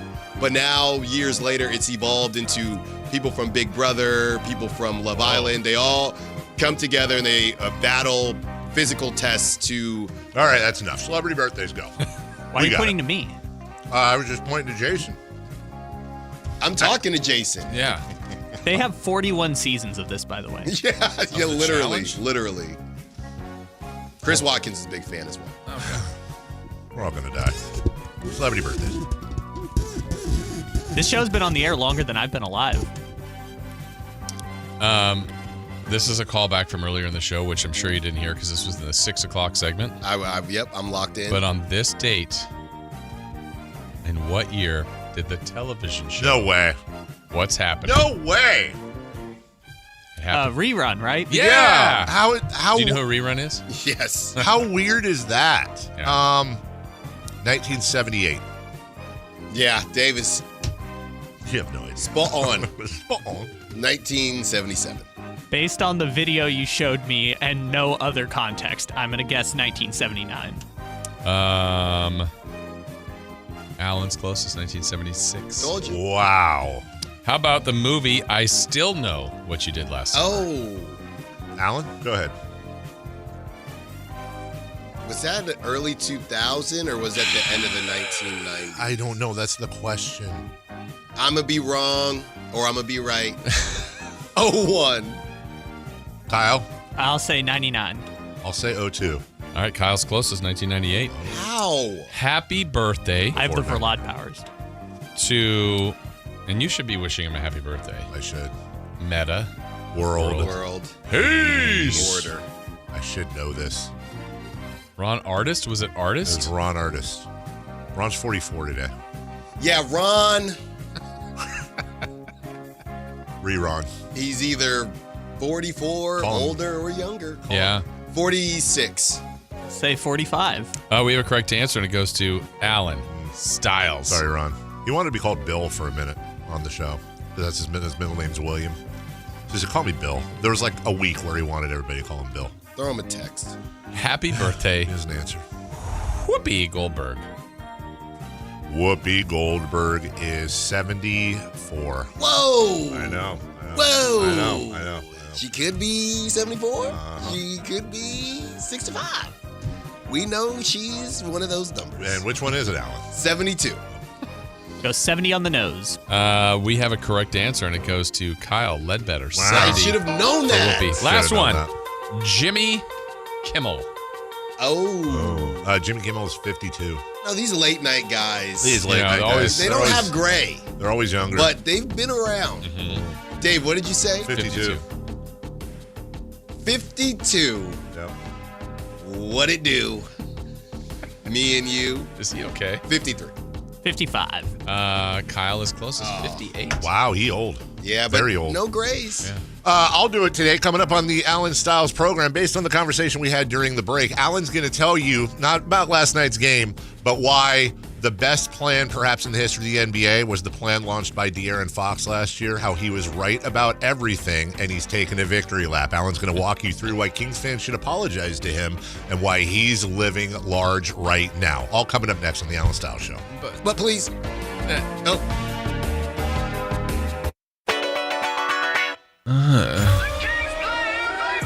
Tomorrow night, Kings and Timberwolves. Game night with Scott Marsh and the high flyer Henry Turner. Starts at 3:30 with tip-off at 5. Listen to your Sacramento Kings.